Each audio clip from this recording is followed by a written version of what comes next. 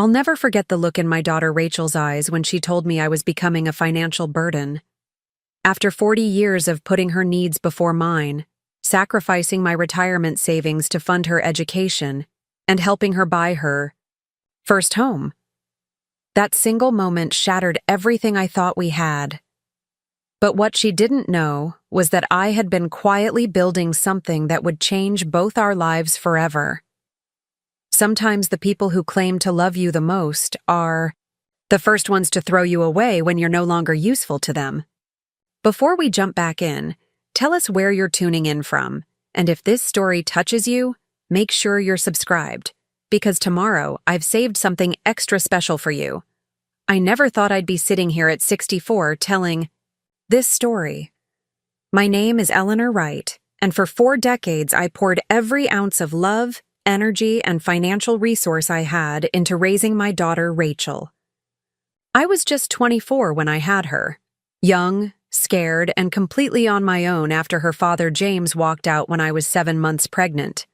He claimed he wasn't ready for the responsibility, leaving me to figure out how to be both, mother and father to our child. Those early years were brutally difficult. I worked 3 jobs, receptionist during weekdays, waitressing evenings, and weekend shifts at a local grocery store. Sleep became a luxury I couldn't afford. Every morning, I'd drop Rachel at my elderly neighbor Doris's apartment before sunrise, picking her up well after dark. The guilt ate at me constantly, but I had no choice. We needed to survive. Despite the exhaustion, I never once resented my daughter. Rachel was bright, inquisitive, with hazel eyes that seemed to take in the entire world. Every sacrifice felt worthwhile when I'd come home to her little arms wrapping around my neck, her voice excitedly telling me about her day. I promised myself that no matter what, Rachel would have opportunities I never did. As she grew, I poured everything into her future. When other parents saved for retirement, I saved for her college fund. When my coworkers took vacations, I picked up extra shifts to pay for Rachel's piano lessons, science camps, and private tutoring. Her success became my only measure of success. My boss at the bank where I worked as a customer service representative would constantly urge me, "Eleanor, you need to think about your own future too." But in my mind, Rachel was my future. By the time she graduated high school, Rachel was exceptional, valedictorian, scholarship offers to several universities, and the kind of confidence I'd always hoped to instill in her. She chose Westridge University, a prestigious private school across the country with a renowned business program. The scholarship covered most of her tuition, but not her living expenses, meal plans, or textbooks. Without hesitation, I liquidated my modest 401k, paying the early withdrawal penalties just to make sure she could focus on her studies without financial stress. "Mom, are you sure about this?" Rachel had asked, her eyes wide when I handed her the check. "What about your retirement?" "Don't worry about me," I'd said with a reassuring smile. "I'll be working for many more years. This is your time to shine. Just promise me you'll make the most of it." And she did. Rachel graduated summa cum laude with a business degree, securing a coveted position at Meridian Financial Consulting. I couldn't have been prouder watching her walk across that stage, knowing all our sacrifices had paid off.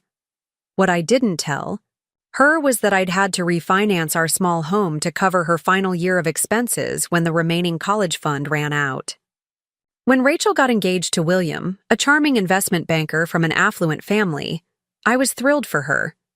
They seemed perfect together, both ambitious, intelligent, and driven. His family welcomed her warmly, though I always felt slightly out of place at their country club gatherings and vacation home dinners. William's mother, Caroline, would often make subtle comments about my quaint lifestyle or simple tastes, but I brushed them off. Rachel was happy, and that's all that mattered. The wedding was extravagant, held at William's family estate. Though I couldn't contribute much financially, I spent months handcrafting decorations, addressing invitations, and coordinating with vendors to save them money. At the reception, Caroline pulled me aside with a champagne flute in hand. "Eleanor," she said with that practiced smile of hers, "I must say you've done a remarkable job raising Rachel on your own. She's turned out quite polished despite her circumstances." She sipped her champagne, eyeing me over the rim. "William tells me you're still working at that little bank. Have you thought about retirement at all?" My cheeks burned. "I have. Some time yet," I replied evenly, "and I love my work." What I didn't mention was that at 58, I had exactly $17,243 in retirement savings, having restarted from zero after funding Rachel's education. My plan was simple: work until 70, then live modestly on Social Security and whatever small amount I could save in the remaining years. 2 years after the wedding, Rachel and William decided to buy their first home, a beautiful colonial, in an upscale neighborhood. To my surprise, they asked if I would help with the down payment. "It's an investment opportunity, Mom," Rachel explained over coffee at my kitchen table. "Property in this area is guaranteed to appreciate. We'd pay you back with interest in a few years." I hesitated. "Honey, I don't have much savings. Most of what I had went to your education." Rachel reached for my hand, her expression softening. "I know, and I'm so grateful, but this is a chance for all of us.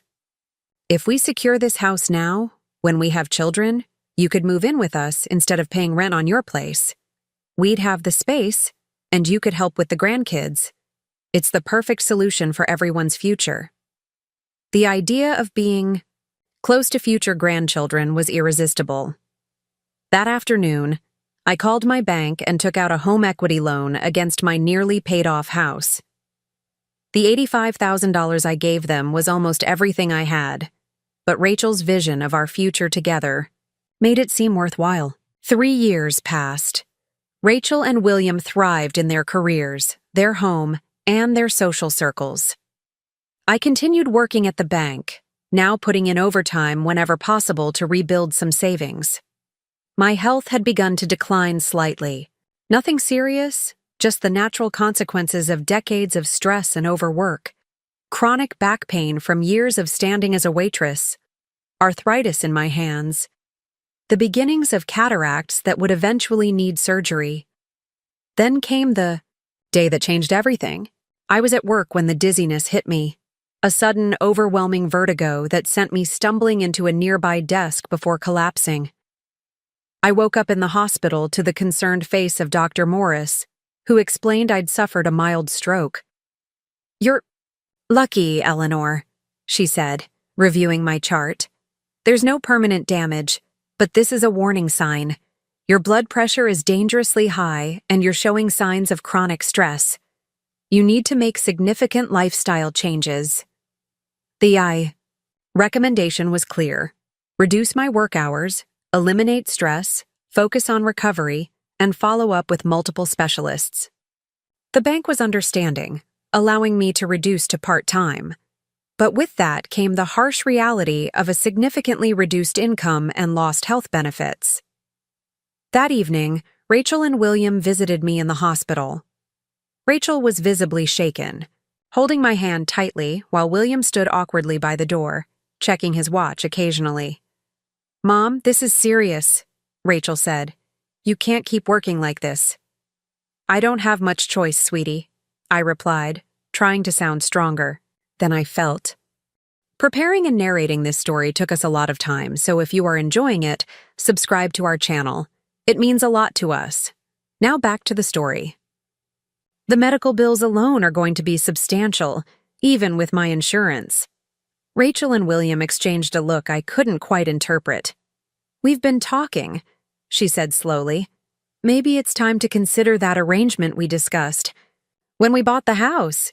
You could move in with us sooner rather than later. Sell your place, use that money for your medical expenses, and recover properly without worrying about work." The offer hung in the air.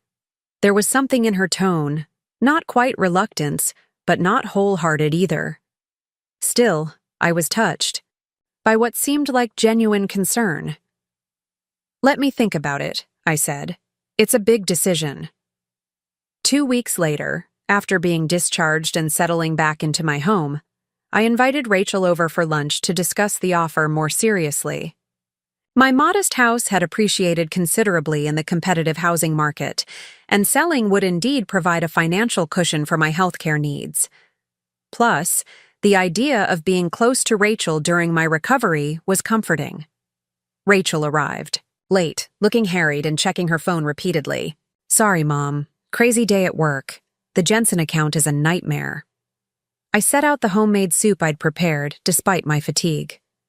No problem, honey. I appreciate you making time. As we ate, I broached the subject. I've been thinking about your offer. If you and William are sure, I think moving in with you might be the right decision, at least temporarily, until I'm back on my feet. Rachel set down her spoon, her expression shifting slightly. About that, William and I have been discussing the logistics. She straightened, adopting what I recognized as her professional. Oh, we have the space in the downstairs guest suite, which would work perfectly for you. We'd need to set some ground rules, of course, about privacy and schedules. And given our careers, we couldn't be your caretakers. You'd need to arrange for any medical assistance you require. I understand, I nodded. I don't expect you to be my nurses. I'm recovering well, and mostly just need to reduce stress. There's also the financial aspect, she continued, now avoiding my gaze. Our household expenses would increase with another person. Utilities, groceries, that sort of thing. I blinked, caught off guard. Of course. I'd contribute what I could from my part-time salary. Actually, she interrupted, we were thinking you could pay a monthly amount for room and board. Nothing exorbitant, just enough to cover the additional costs. Say, $100-200 a month? The amount hung between us, nearly 2/3 of what I would be earning part-time. I must have looked shocked because Rachel quickly added, It's still much less than you're paying for this place, and you'd have the proceeds from the sale to cover your medical expenses. I see, I said slowly, trying to process this unexpected turn. And the money I contributed to your down payment? I had thought perhaps that might offset some of the costs, given that it was quite substantial. Rachel's face flushed. Mom, that was years ago. We've put a lot into the house since then. Renovations, upgrades. Its value has more to do with our improvements in the market than the initial down payment. Something cold settled in my stomach. I looked at my daughter, her designer watch, her perfectly highlighted hair, the casual way she dismissed $85,000 as insignificant. And for the first time, I saw her clearly. This wasn't the grateful child I'd sacrificed everything for. This was someone who had grown accustomed to taking, with little thought of giving back. You know, I said carefully, I think I need more time to consider everything.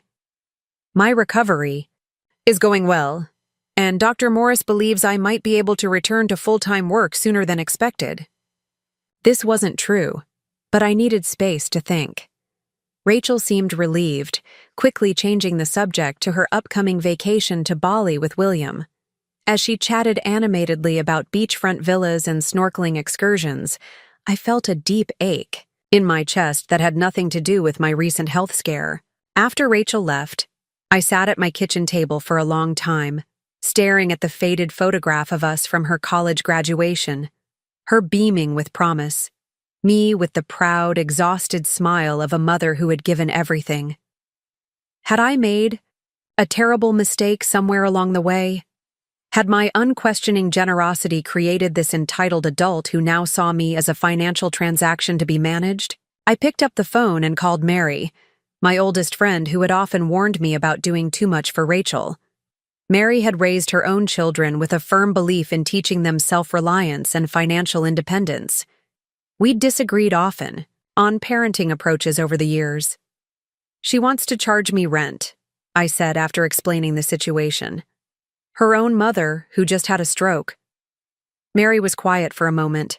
I'm sorry, Ellie. That must hurt terribly. She paused. What? Are you going to do? I don't know, I admitted. I can't afford to keep this house on part-time wages, but giving most of my reduced income to Rachel and William, who make more in a month than I do in a year, feels wrong. You know, Mary said carefully, you've always put Rachel first, often at your own expense. Maybe it's finally time to put yourself first for once. Her words stayed with me that night as I lay awake, my mind racing. Put myself first? The concept felt almost foreign after decades of making Rachel my priority. But as the dawn light filtered through my curtains, something shifted inside me. A resolve I hadn't felt in years began to take form. I reached for the bedside drawer and pulled out a letter I'd received 3 weeks before my stroke, a letter I'd nearly forgotten in the chaos that followed. It was from Martin Abernathy, the regional manager who had hired me at First Capital Bank 15 years ago, before moving to the corporate office. Martin had been a mentor and friend, always pushing me to advance my career and build financial security. The letter was brief but warm, congratulating me on my years of service and asking if we could meet for coffee when he was in town the following month. He mentioned a potential opportunity he thought might interest me. I hadn't responded yet, distracted by my health crisis. With trembling fingers, I reached for my phone and composed an email to Martin, apologizing for the delayed response and explaining my recent health challenges. I asked if he was still interested in meeting, perhaps next week when I was feeling stronger. His response came within hours, concerned about my health, but enthusiastic about meeting. We set a date for the following Tuesday at a quiet cafe near my home. That meeting would be the first step toward reclaiming my life and discovering that sometimes the greatest lessons we teach our children come not from what we give them, but from what we finally have the courage to withhold. The cafe where I met Martin was tucked away on a quiet street, with warm lighting and the comforting aroma of freshly ground coffee. I arrived early, nervously smoothing my blouse, one of the few nice pieces I still owned from my days working full-time at the bank. Despite our years of friendship, I felt oddly vulnerable. My health crisis had shaken my confidence in ways I hadn't fully processed. Martin spotted me immediately, his familiar smile crinkling the corners of his eyes as he crossed the room. He'd aged since I'd last seen him, more silver in his hair, deeper lines around his mouth, but his energy remained unchanged. "Eleanor," he said warmly, embracing me briefly before settling into the chair opposite mine. "It's wonderful to see you, though I wish it were under better circumstances. How are you feeling?" "Better every day," I replied, trying to project more strength than I felt. "The doctors say I'm lucky, no lasting damage, just need to take things slower for a while." Martin nodded, his expression softening with genuine concern. "And the bank? They're accommodating your recovery?" "They've been kind enough to let me work part-time," I said, turning my coffee cup slowly in my hands, "though the reduction in income is challenging." "Which brings me to why I wanted to meet," Martin said, leaning forward slightly. "Eleanor, do you remember Thomas Barrett?" The name caught me by surprise. Thomas Barrett had been one of my first clients when I started at First Capital Bank, a quiet, somewhat eccentric older gentleman who came in every Friday to deposit exactly 142 or 57. Over the years, we'd developed a friendly rapport. I helped him navigate online banking when the branch pushed for digital adoption, spent extra time explaining financial products when he was confused, and once even helped him recover funds from a scam that had targeted seniors in our community. "Of course I remember Mr. Barrett," I said, smiling at the memory. "Is he still coming in every Friday with his clockwork deposits?" Martin's expression turned solemn. "I'm afraid Thomas passed away 3 months ago." "Oh," I said softly, a pang of sadness hitting me unexpectedly. "I'm sorry to hear that. He was a kind man." "Yes, he was," Martin agreed. "But there's more to the story, Eleanor. What none of us knew. What I suspect even you didn't realize was that Thomas Barrett was quietly wealthy. Very wealthy. I blinked, trying to process this information. Mr. Barrett, with his worn cardigans and careful counting of coins? It turns out, Martin continued, that Thomas made a series of incredibly shrewd investments in the early tech boom. He lived simply by choice, not necessity. His estate is valued at just over $11 million. My coffee cup froze halfway to my lips. 11 million? Martin nodded, reaching into his briefcase and withdrawing a thick envelope. Thomas named you in his will, Eleanor. The world seemed to tilt slightly. Me? But why would he? His lawyer contacted corporate headquarters trying to locate you. In his will, Thomas specifically mentioned how your kindness and respect made his later years more dignified. Apparently, you were one of the few people who treated him like a human being, not just an odd old man. Martin slid the envelope across the table. He left you something. With trembling fingers, I opened the envelope and pulled out the legal documents inside. As I scanned the formal language, certain phrases leapt out at me. In recognition of her exceptional character, and to be distributed in full without condition. At the bottom, a figure that made my breath catch. $2 million. I looked up at Martin, unable to form words. It's real, Eleanor, he said gently. It's already been processed through probate. The funds are being held in trust until you're ready to receive them. There are no strings attached, no conditions. Thomas was very clear that this was a gift in recognition of simple human decency, something he found all too rare in his life. Tears welled in my eyes, and I hastily wiped them away. I don't understand. I didn't do anything special. I just treated him the way anyone would want to be treated. Martin's smile was sad. But that's just it. Most people didn't. They saw an eccentric old man in dated clothes and dismissed him. You saw a person worthy of dignity and respect. He reached across the table and squeezed my hand. That's why I've been trying to reconnect with you. The legal team needed to complete the transfer, but I wanted to deliver this news personally.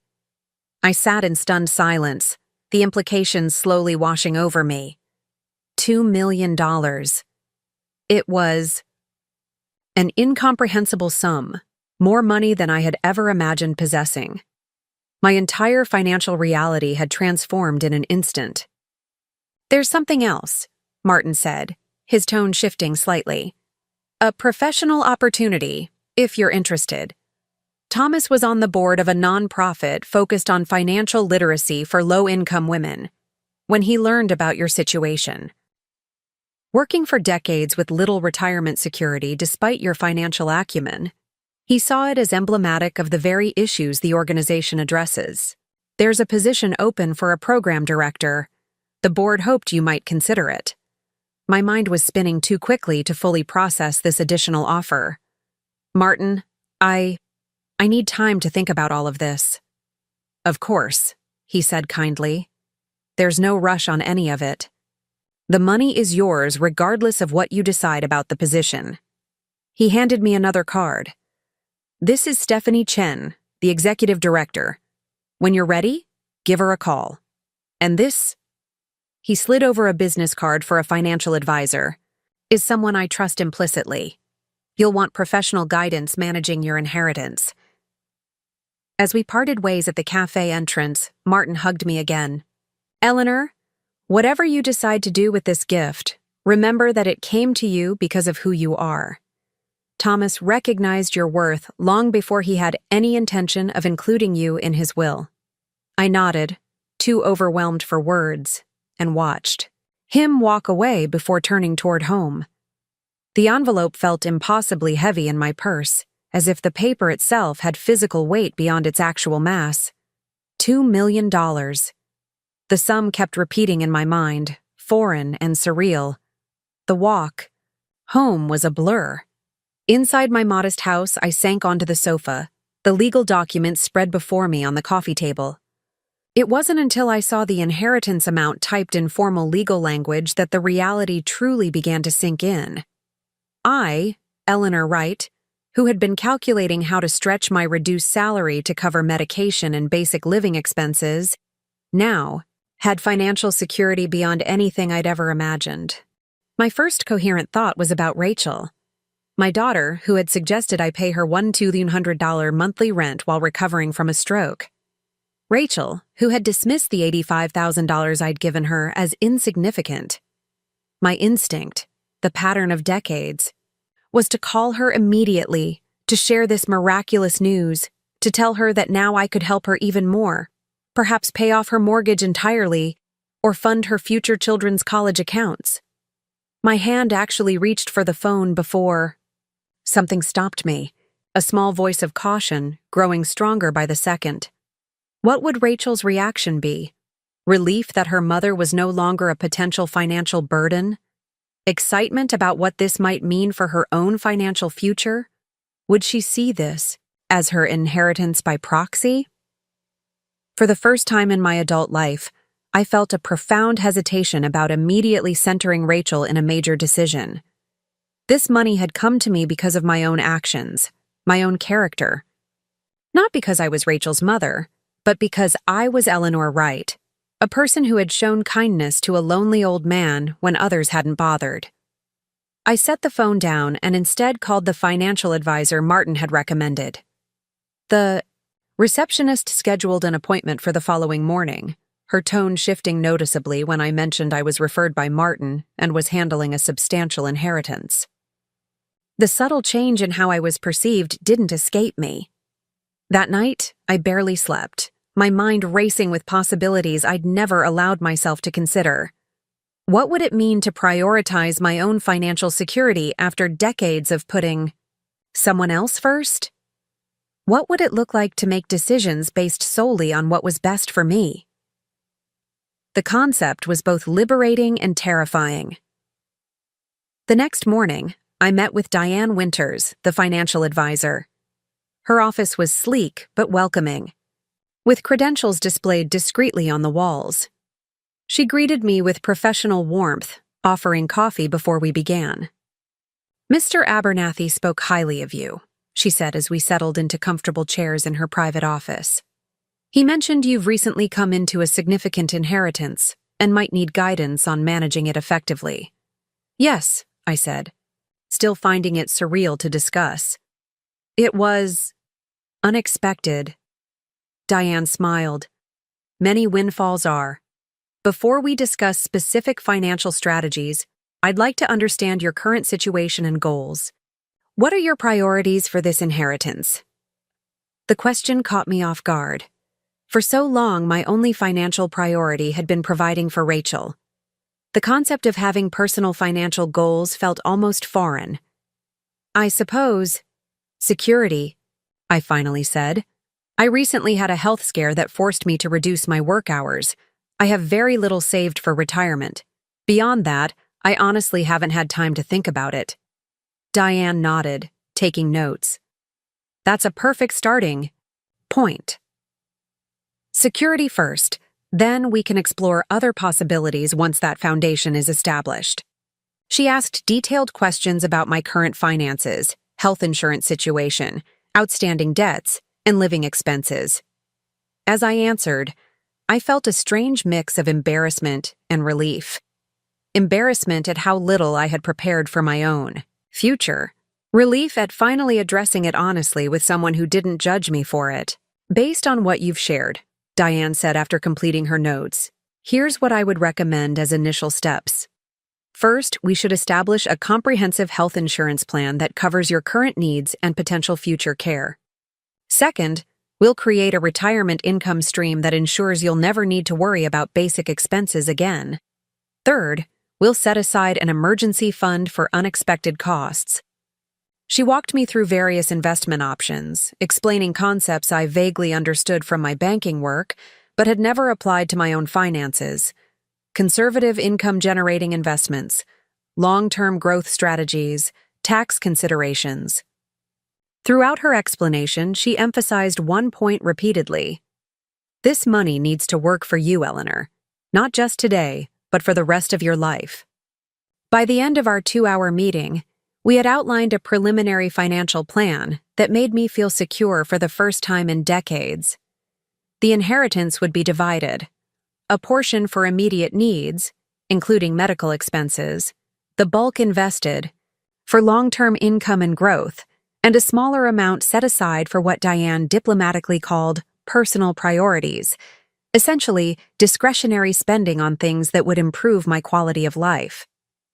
"What about family?" I asked hesitantly as our meeting concluded. "I have a daughter. Should I be allocating funds specifically for her or potential grandchildren?" Diane looked at me thoughtfully. "That's entirely your decision, Eleanor. Some clients choose to establish trusts or gift funds to family members immediately. Others prefer to secure their own future first, then determine what, if anything, they want to leave as a legacy. There's no right or wrong approach, only what aligns with your values and relationships." Her careful phrasing gave me permission to consider options I'd never felt entitled to before. As I left her office with a folder full of information and our next appointment scheduled, I felt something unfamiliar. A sense of ownership over my financial future that had nothing to do with Rachel's needs or expectations. That evening, Rachel called. We hadn't spoken since our uncomfortable lunch discussion about my potentially moving in with her and William. Seeing her name on my caller ID, I felt a wave of complicated emotions. Love mixed with a new wariness I was still coming to terms with. "Mom," she said when I answered, her voice carrying that slightly impatient tone I'd grown accustomed. "So I've been thinking more about our conversation, and I wanted to check in. Have you made any decisions about your living situation?" For a moment, I considered telling her everything about Mr. Barrett, the inheritance, the financial plan Diane and I had begun developing.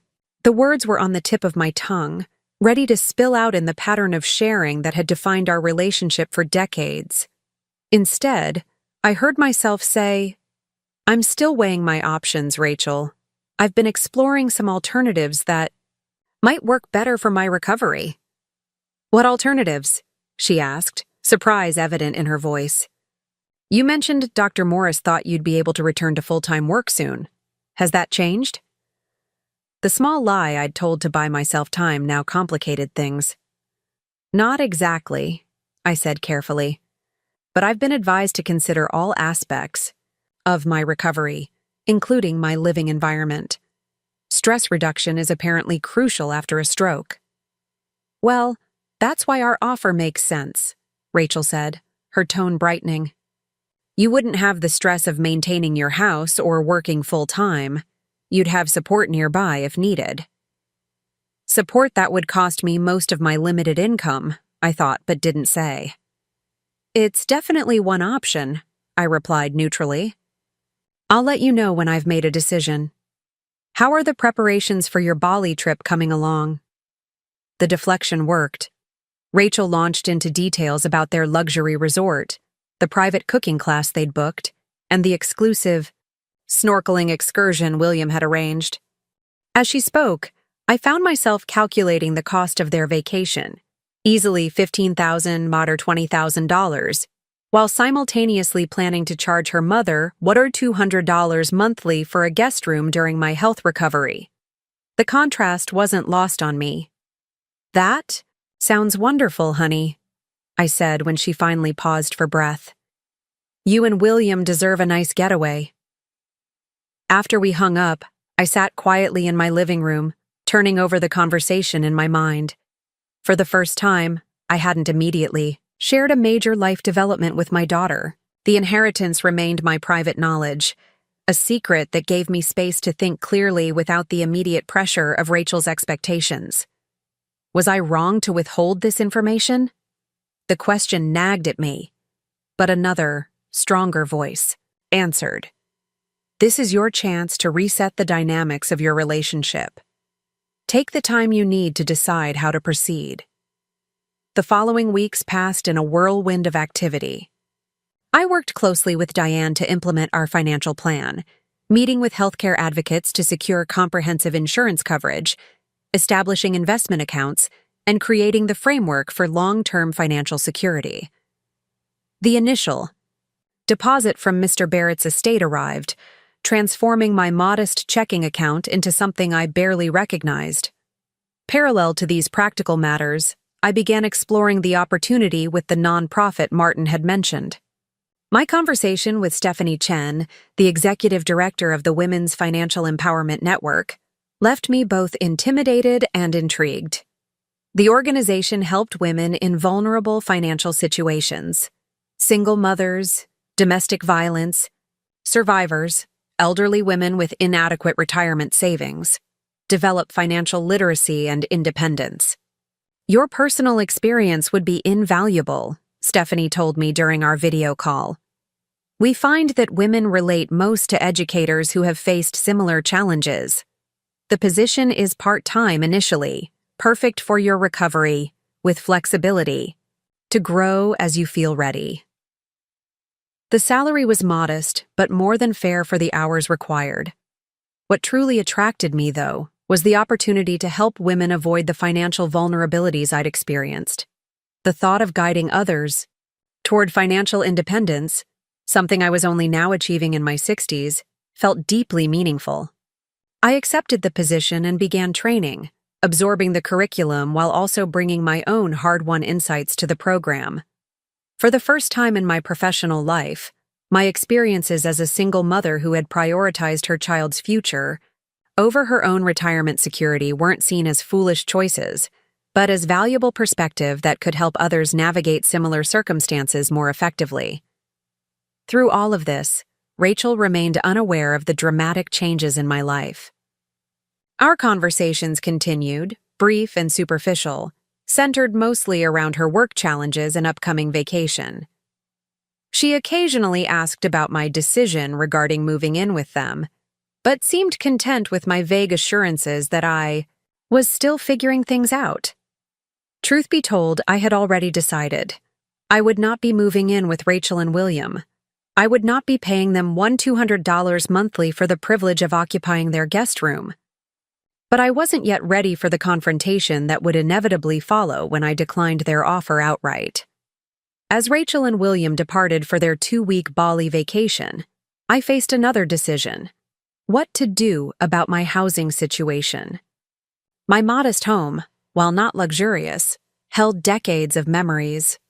I'd originally assumed I would need to sell it given my reduced income, but my new financial reality changed that calculation entirely.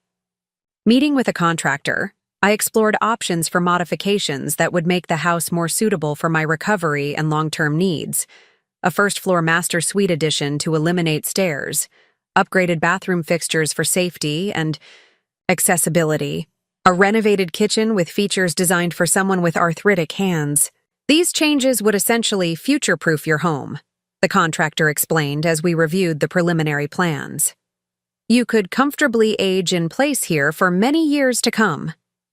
The estimated cost was substantial, nearly $175,000, for all the modifications I wanted, but well within my means now.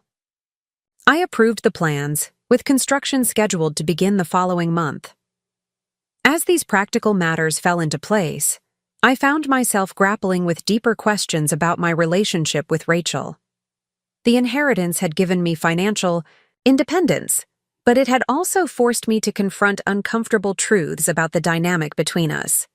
Had I enabled Rachel's entitled attitude by always putting her needs first? Had my unquestioning financial support contributed to her seeing me as little more than a resource to be used? My new role at the nonprofit brought these questions into sharper focus. In our financial literacy workshops, we explicitly addressed the balance between supporting loved ones and securing one's own future. "You cannot pour from an empty cup" became a mantra I found myself repeating to program participants, and increasingly, to myself. 3 days before Rachel was due to return from Bali, I received an unexpected call from Caroline, William's mother. We had maintained a cordial but distant relationship over the years, connected only through our children. "Eleanor," she said, her voice carrying its usual crisp efficiency. "I hope I'm not disturbing you." "Not at all," I replied, curious about the purpose of her call. "Is everything all right? Have you heard from Rachel and William?" "Oh, they're fine," she said dismissively. "Having a marvelous time according to William's texts. No, I'm calling about you, actually. Rachel mentioned your health challenges before they left, and I realized I've never properly checked in. How are you feeling?" The question seemed genuine, catching me off guard. "I'm doing much better, thank you, following doctor's orders and taking things day by day." "Good, good," Caroline said. Then, after a slight pause, "Rachel also mentioned you might be moving in with them. I wanted to offer an alternative perspective if I may." My guard immediately went up. "Oh? Eleanor, I've known you for 7 years now. Not well, perhaps, but enough to recognize you're fiercely independent. Living with Rachel and William. Well, I'm not sure it would be the best arrangement for anyone involved." I remained silent, waiting for her to continue. "Young couples need their space," Caroline went on, "and from what I understand, their offer came with certain financial expectations that seem inappropriate given your recent health crisis." I was stunned. Caroline, who had always struck me as somewhat elitist and firmly in her son's corner on everything, was essentially criticizing Rachel and William's approach. "I'm surprised to hear you say that," I managed. There was a soft sigh on the other end of the line. "Eleanor, I may come across as cold sometimes, but I do understand family loyalty. What Rachel described to me, expecting her mother to pay substantial rent while recovering from a stroke, frankly appalled me. William was raised to respect his elders and care for family in times of need. I've already spoken to him about this, though I doubt it made much difference." I didn't know how to respond. Caroline's unexpected alliance left me momentarily speechless. "Anyway," she continued briskly, "I didn't call to meddle.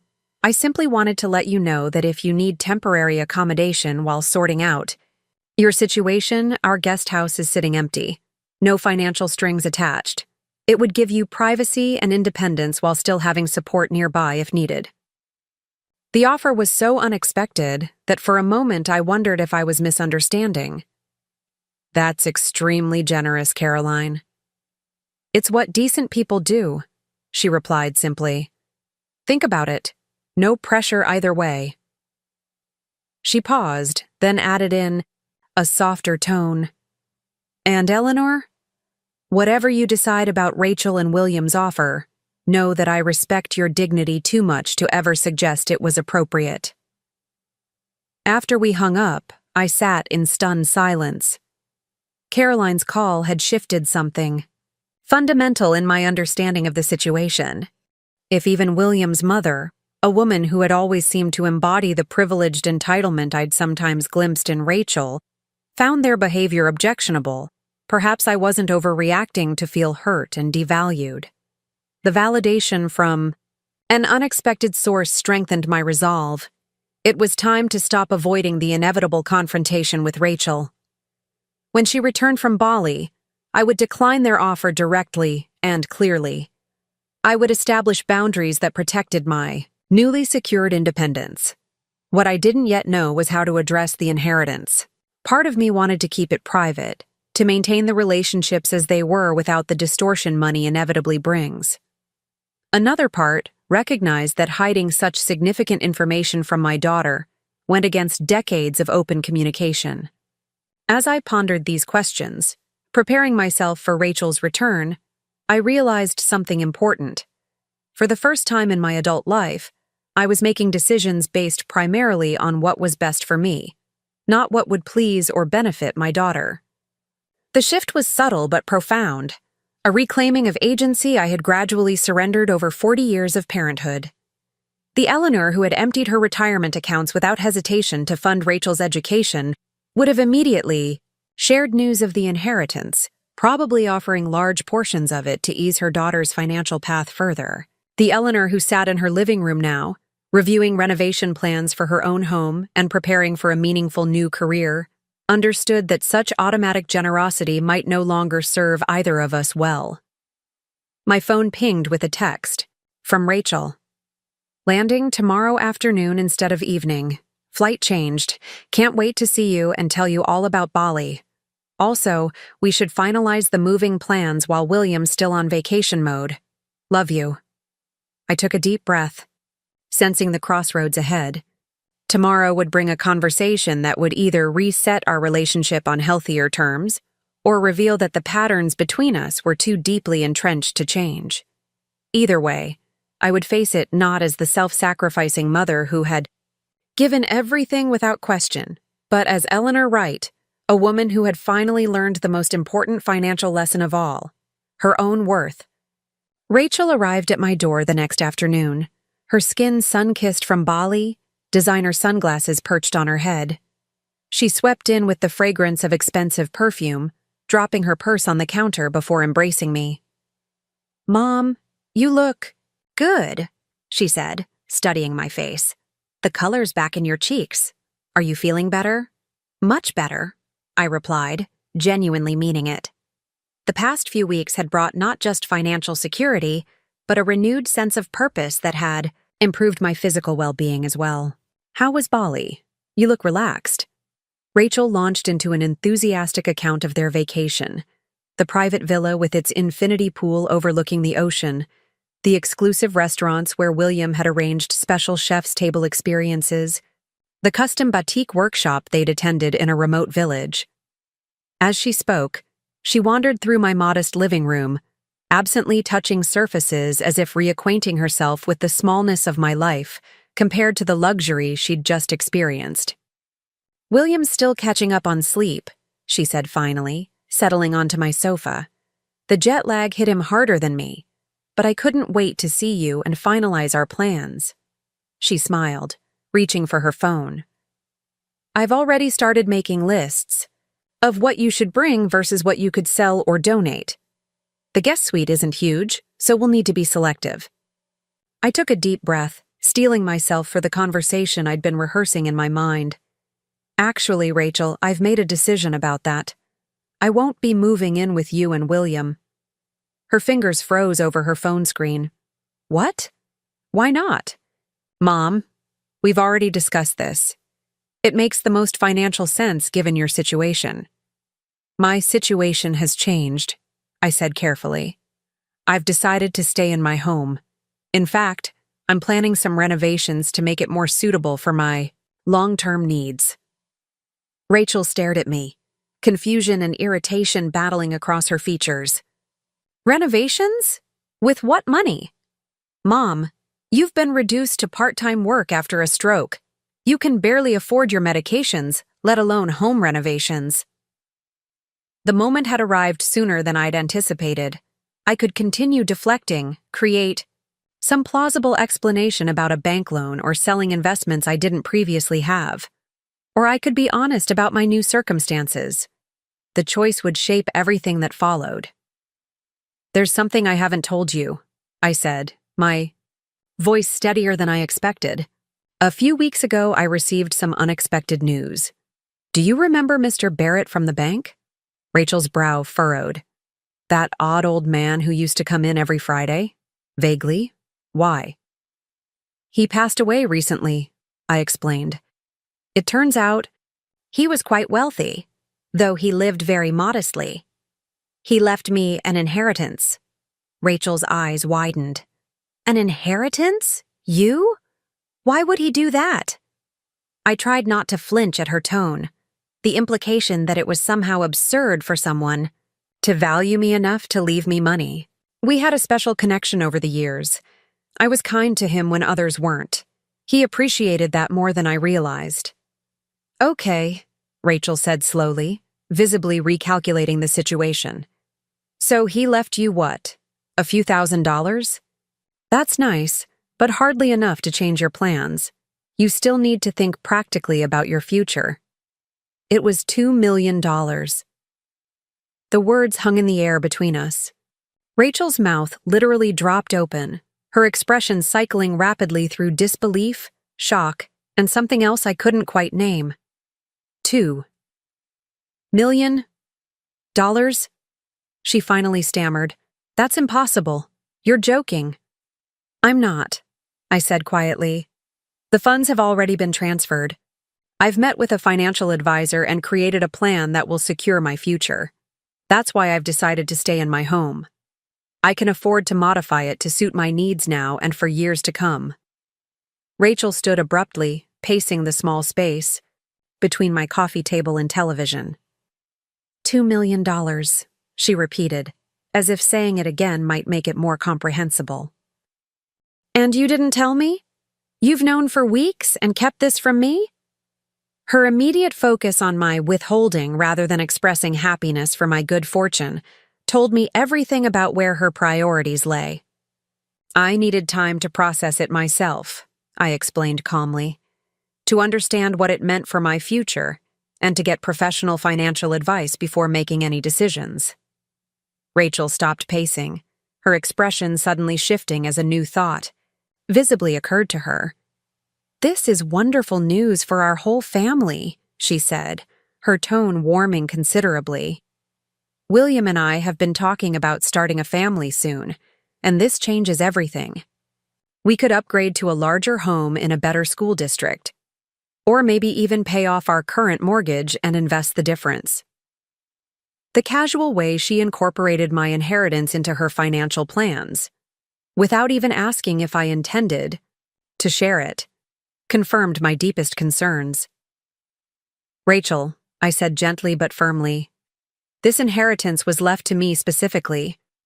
I'm using it to secure my retirement and medical needs, which had been severely underfunded. While I certainly plan to leave something for you eventually, I need to be responsible about ensuring my own security first. Her face hardened. Eventually? Mom, you've lived an incredibly frugal life. Even with the best medical care, you couldn't possibly need $2 million. That's just selfish. The accusation stung, but I held my ground. Is it selfish to want security after decades of financial sacrifice? I emptied my retirement accounts to fund your education. I took out a home equity loan to help with your down payment. I've always put your needs first, often at the expense of my own future. And now you're throwing that in my face? Rachel's voice rose. I never asked you to sacrifice your retirement. That was your choice as a parent. Yes, it was my choice, I agreed. And now I'm making another choice, to ensure I never become the financial burden you clearly feared I would be. I would think you'd be relieved. Rachel flushed. That's not fair. We offered you a place to live. For $1,200 a month, I reminded her quietly. Nearly 2/3 of what I would have earned part-time while recovering from a stroke. In a house I helped you buy. You didn't offer me a place to live, Rachel. You offered me a financial transaction that heavily favored you. We have expenses, she defended, though her tone held less conviction. Adding another person to the household costs money. Yes, it does, I agreed. But there's a difference between asking someone to contribute fairly and treating them as a revenue source. Your grandmother lived with us for 3 years when you were young, if you recall. I never charged her rent despite our tight finances then. She contributed what she could, cooking meals, helping with childcare, pitching in for groceries when possible. Rachel crossed her arms defensively. That was different. Why? Because she was my mother and you're my daughter? Does that reverse the obligation of compassion somehow? My question hung in the air between us. Rachel looked away, unable or unwilling to engage with the fundamental issue I'd raised. Instead, she shifted tactics. So what happens now? She asked, her voice tight. You're suddenly wealthy, and that changes everything between us? Nothing has changed on my end, I said softly. I'm still your mother. I still love you unconditionally.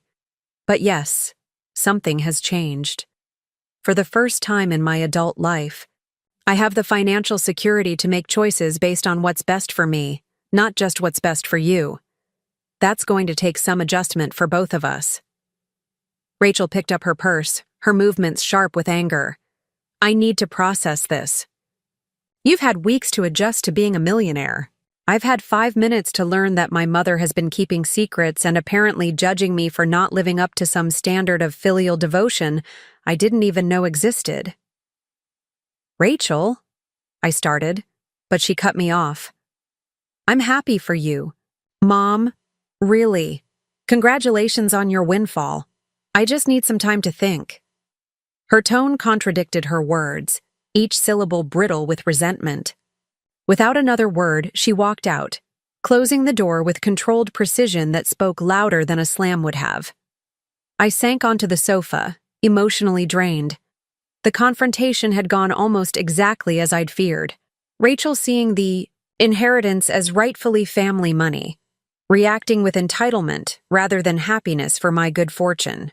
Yet beneath my sadness, I felt a curious sense of relief. The truth was out now. No more deflection, no more vague explanations. Whatever came next would at least be built on honesty. My phone buzzed with a text from Stephanie Chen. Team meeting. Move to 2 p.m. tomorrow. New curriculum materials arrived. Exciting stuff. Hope you can make it. The message was a welcome reminder that my world was expanding beyond the narrow confines of my relationship with Rachel. I had meaningful work now. Colleagues who valued my perspective, financial security I'd never dreamed possible. My daughter's disappointment, while painful, was no longer the crushing blow it once would have been. I responded to Stephanie, confirming my attendance, then made myself a cup of tea and carried it to my backyard patio. The late afternoon sunlight filtered through the maple trees, creating patterns on the worn wooden deck I'd soon be replacing with something more durable and accessible. A metaphor for my life, perhaps, replacing worn, unstable foundations with something built to last. 3 days passed without word from Rachel. I kept busy with my training at the nonprofit, meetings with contractors about the renovation plans, and a follow-up session with Diane to refine my financial strategy. On the 4th morning, I received a text from an unexpected source. William. Eleanor, hoping we might meet for coffee this afternoon. There are some things I'd like to discuss. Regarding recent developments, would 2 p.m. at Redwood Cafe work for you? The formal tone was typical William, but the request itself surprised me. In 7 years, we'd never had a one-on-one conversation of substance. Our relationship existed entirely through Rachel, cordial but distant. I was curious enough to agree, despite my reservations. The Redwood Cafe was upscale but not pretentious, located in the business district where William's firm had offices. He was already seated at a corner table when I arrived, dressed impeccably in a tailored suit, scrolling through emails on his phone. He stood when he saw me, offering a polite smile. Eleanor, thank you for meeting me. Can I order you something? After our drinks arrived, a complex espresso concoction for him, simple black tea for me, William set his phone face down on the table, a gesture of attention I hadn't expected. I understand congratulations are in order, he began. Rachel told me about your inheritance. Thank you, I replied cautiously, unsure of his agenda. William nodded, turning his cup slowly in its saucer. Rachel has been upset since learning about it. Not because of the money itself, he added quickly, but because she feels excluded from something significant in your life. I resisted the urge to point out that Rachel's reaction had been very much about the money itself. I needed time to process everything before sharing the news, I said instead. It was overwhelming. I can imagine, William agreed. Such a substantial windfall would require careful consideration. He paused, choosing his words with obvious care. Eleanor, I want to apologize for our handling of the living arrangement proposal. Rachel mentioned you felt our terms were insensitive, given your health situation. The admission caught me off guard. I appreciate that, William. He nodded again, his expression thoughtful. My mother called me after speaking with you, She was quite direct about her disapproval of our approach. That explained some of it, Caroline's influence carrying more weight than my own feelings had. Still, I was surprised by his willingness to acknowledge the misstep.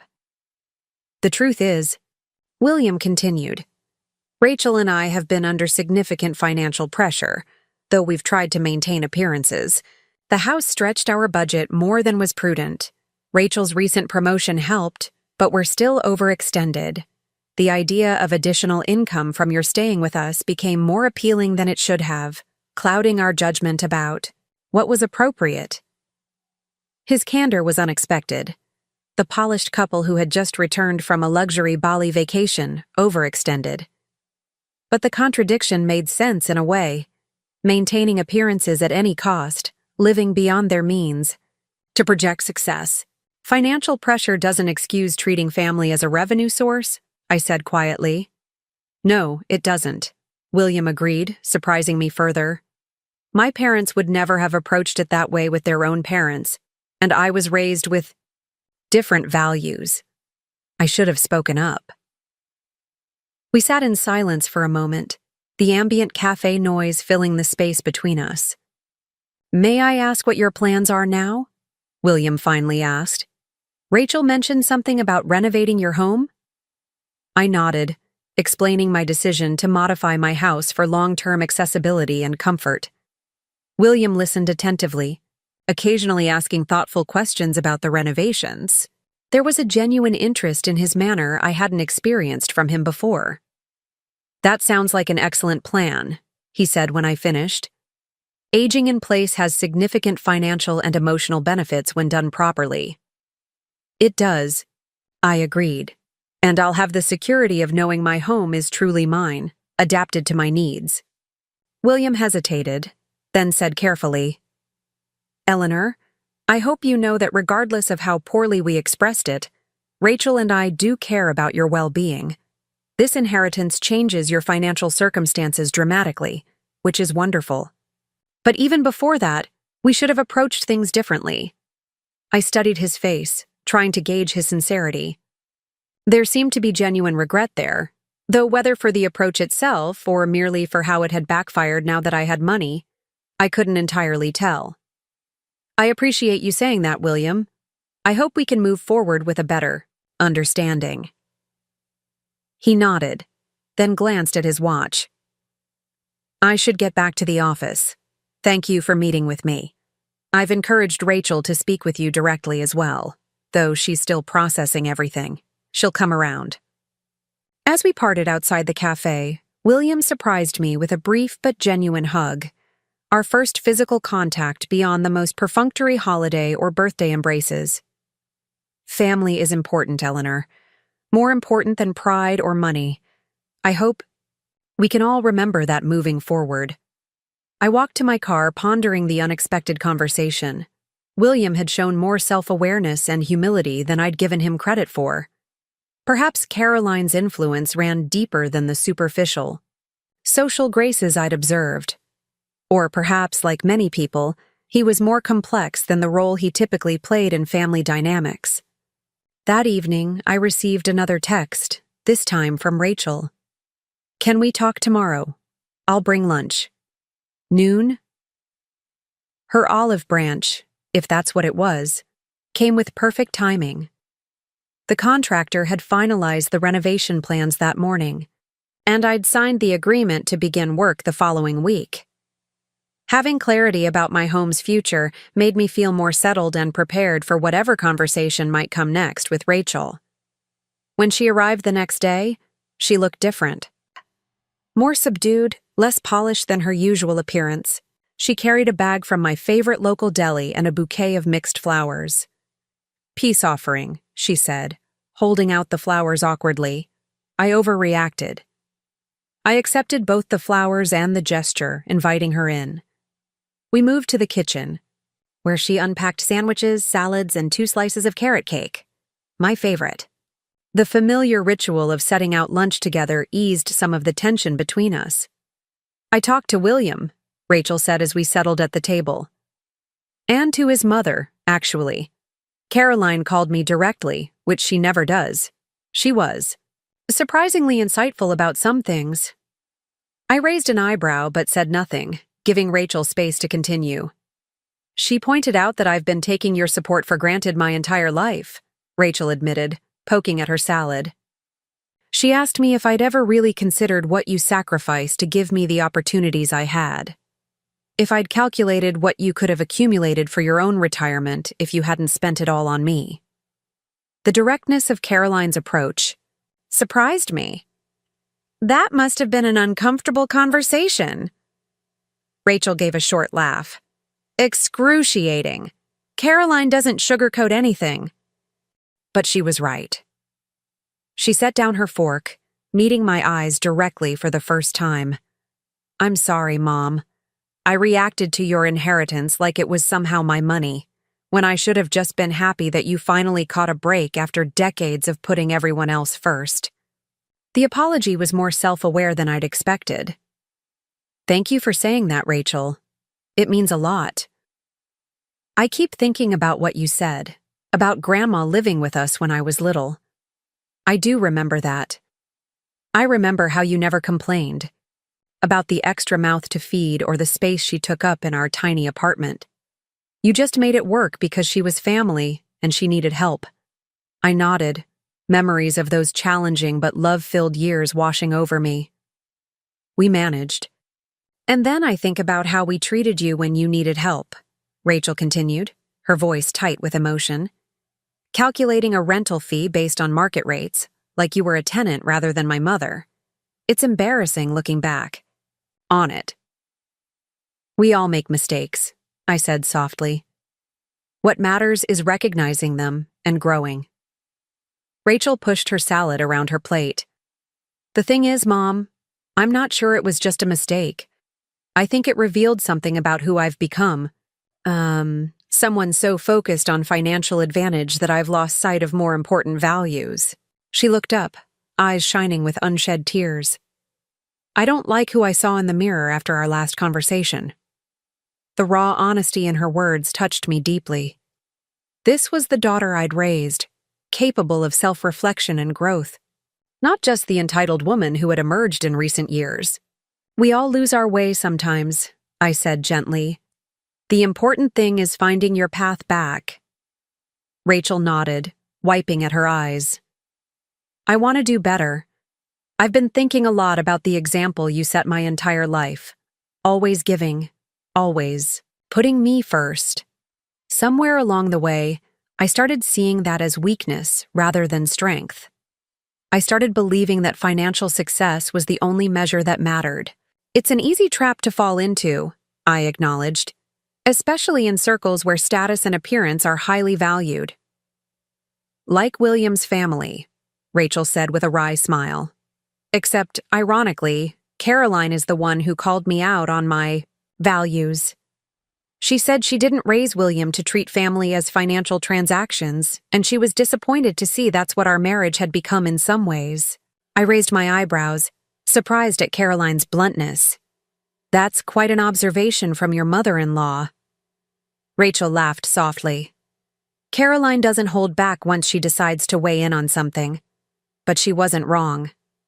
She reached across the table, hesitantly taking my hand. Mom, I'm truly happy about your inheritance. You deserve every penny and more. And I respect your decision to secure your own future first.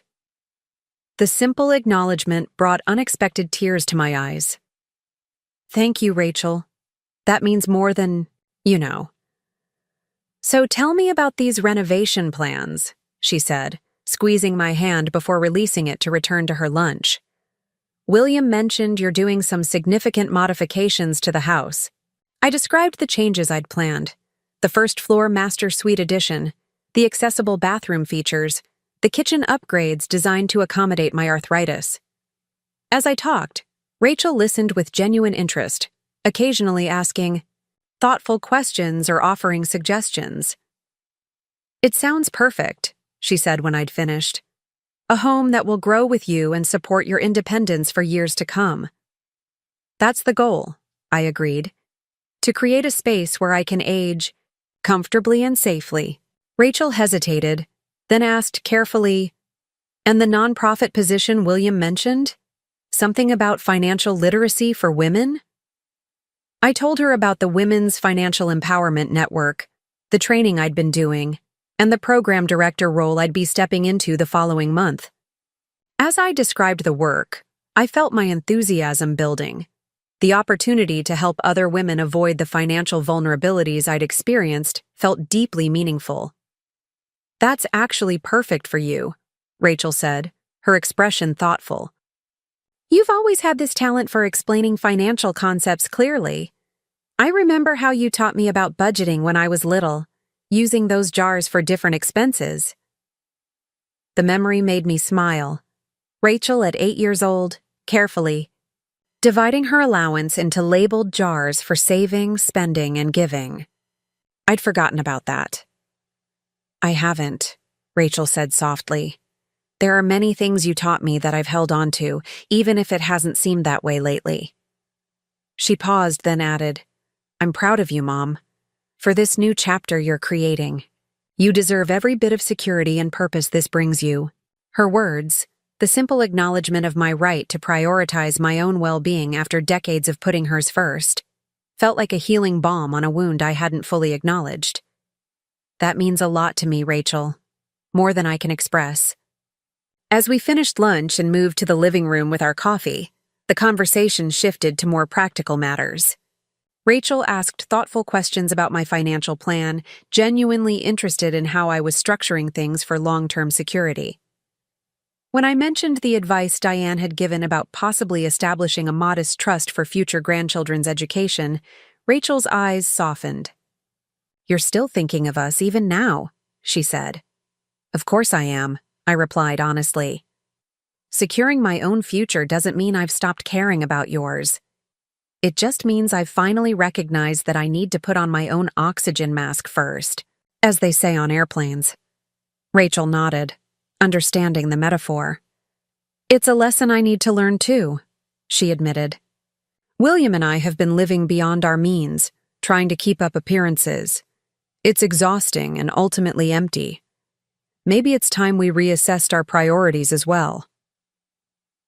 As she prepared to leave a couple of hours later, Rachel embraced me, tightly. "I'm sorry it took me so long to see what should have been obvious," she whispered. "You've given me everything. All I've done is take." "That's not entirely true," I said, pulling back to look at her. "You've given me purpose and joy for 40 years. Being your mother has been the greatest privilege of my life." Rachel's eyes filled with tears. "I want to be worthy of that. I want to be the daughter you deserve." "You are," I said simply. "Even with our missteps and misunderstandings, we're both learning and growing still." After she left, I stood in my doorway, watching her car disappear down the street. The conversation had gone better than I'd dared hope. Not just Rachel's acceptance of my new circumstances, but her genuine self-reflection about our relationship patterns. Whether this marked a lasting change remained to be seen. Entrenched behaviors don't transform overnight. But it was a beginning, a first step toward a healthier relationship built on mutual respect rather than financial dependence and obligation. That evening, I sat on my patio watching the sunset paint the sky in shades of pink and gold. My phone buzzed with a text from Stephanie confirming my official start date at the nonprofit, followed by another from the contractor sending updated renderings of my soon-to-be renovated home. Each message represented a piece of the new life taking shape around me, a life I would never have imagined possible just months earlier. The inheritance from Mr. Barrett had given me financial security, yes, but the true gift had been the opportunity to reclaim my own value, not just as Rachel's mother or as a resource for others, but as Eleanor Wright, a woman worthy of security, purpose and respect in her own right. As darkness fell, I made a silent promise to myself. This gift would not be squandered. I would use it to create not just financial security for myself, but a legacy of wisdom for other women. The lessons, I'd learned so painfully over decades about balance, boundaries, and self-worth could perhaps help others avoid similar struggles. And maybe, just maybe, the most important legacy would be the reset relationship with my daughter, one built on mutual respect rather than financial dependence. A relationship where love flowed freely in both directions, unburdened by obligation or resentment. Only time would tell if that was possible. But for the first time in years, I felt genuine hope that it might be. 6 months passed in a whirlwind of activity. My home renovation progressed from architectural drawings to reality, transforming my modest house into a space perfectly tailored to my needs. The first-floor master suite eliminated my need to navigate stairs. The renovated bathroom featured elegant grab bars disguised as towel racks, and the kitchen now boasted pull-out shelves and arthritis-friendly fixtures. Every detail had been designed not just for accessibility, but for beauty, evidence that practical accommodations didn't need to look institutional. My work at the Women's Financial Empowerment Network evolved from part-time training into a full leadership role. As program director, I oversaw workshops across the city, helping women from all walks of life develop financial literacy and independence. Many of our clients were in situations painfully familiar to me. Single mothers struggling to balance children's needs with their own financial security. Widows who had never managed household finances, suddenly forced to navigate complex financial systems. Women emerging from financially abusive relationships with no credit history or savings. Each woman's story resonated with some aspect of my own journey, though few had experienced the unexpected windfall that had transformed my situation. Their determination to build security from far fewer resources than I now had humbled me daily and fueled my commitment to the work. On a crisp autumn morning, I arrived at our downtown office early to prepare for a special workshop we'd been planning for months. Financial independence. After 50, it's not too late. Targeted women in their 50s and 60s who had neglected retirement planning while caring for others. The event had filled to capacity within days of being announced, revealing the depth of need for this specific guidance. Stephanie met me in the conference room, helping arrange handouts and check the presentation technology. "The waiting list is up to 37 people," she said, adjusting a row of chairs. "We might need to schedule a repeat session next month." "I think you're right," I agreed, reviewing my presentation notes one final time. The response has been overwhelming. "Because it speaks directly to an underserved demographic," Stephanie said. "Women who've spent decades as caregivers often feel financially hopeless by the time they reach their 50s. You're living proof that it's possible to turn things around." I smiled, acknowledging the irony. Though my particular turnaround method isn't exactly replicable. "No," Stephanie laughed. "We can't promise everyone a surprise multi-million-dollar inheritance. But your experience before that, the sacrifices, the financial vulnerability, the realization that you needed to prioritize your own security, that resonates universally." She wasn't wrong. When I shared elements of my story in workshops, the nods of recognition were immediate. Women saw themselves in my decades of putting everyone else's needs before my own, in my failure to build adequate retirement savings while funding my child's education and first home, in my health crisis that had exposed the precariousness of my financial situation.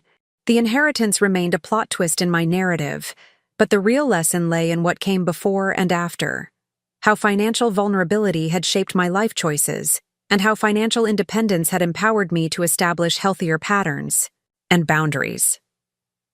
As attendees began arriving for the workshop, I greeted them warmly, recognizing the mixture of hope and anxiety in their expressions. Many came alone, clutching notebooks and pens, their body language suggesting they weren't entirely comfortable discussing financial matters. Others arrived in pairs, friends supporting each other through what they clearly anticipated would be a challenging but necessary conversation about their futures. At precisely 9:30, I moved to the front of the room and began. "Good morning, everyone. My name is Eleanor Wright. 6 months ago, I was 64 years old with less than $20,000 in retirement savings, recovering from a stroke, and facing the prospect of working well into my 70s just to keep a roof over my head. Today, I'm going to share how I rebuilt my financial foundation and how you can too, even if you think it's too late. The room grew quiet, all eyes focused intently on me. I continued, I want to be transparent from the start. My personal journey includes an unexpected inheritance that changed my financial reality dramatically. That's not going to happen for most people. But what I learned both before and after that event applies to everyone in this room, regardless of your current resources. For the next 3 hours, I guided the group through practical strategies for late-stage retirement planning, maximizing Social Security benefits, cutting expenses without sacrificing quality of life, leveraging existing assets, and building financial boundaries with adult children. Throughout the presentation, I wove in elements of my personal experience, emphasizing the mindset shifts that had proven as valuable as the financial resources themselves. The most important thing I've learned, I told them as we approached the final segment, is that it's never too late to reclaim your financial power. The same skills that made you an effective caregiver, resourcefulness, persistence, attention to detail, can be redirected towards securing your own future. During the networking lunch that followed, I circulated among the tables, answering individual questions and connecting women with similar circumstances.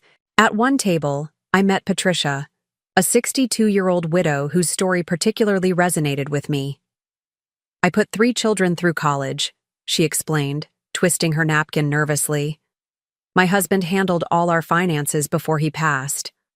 Now I'm trying to figure out how to make my teacher's pension stretch for what could be 20 or 30 more years. That's exactly why workshops like this matter, I said, sitting down beside her. You're not starting from zero knowledge. You're already managing day-to-day expenses successfully. Now we're just expanding that skill set to include long-term planning. Patricia smiled tentatively. When you talked about establishing financial boundaries with adult children, that hit home.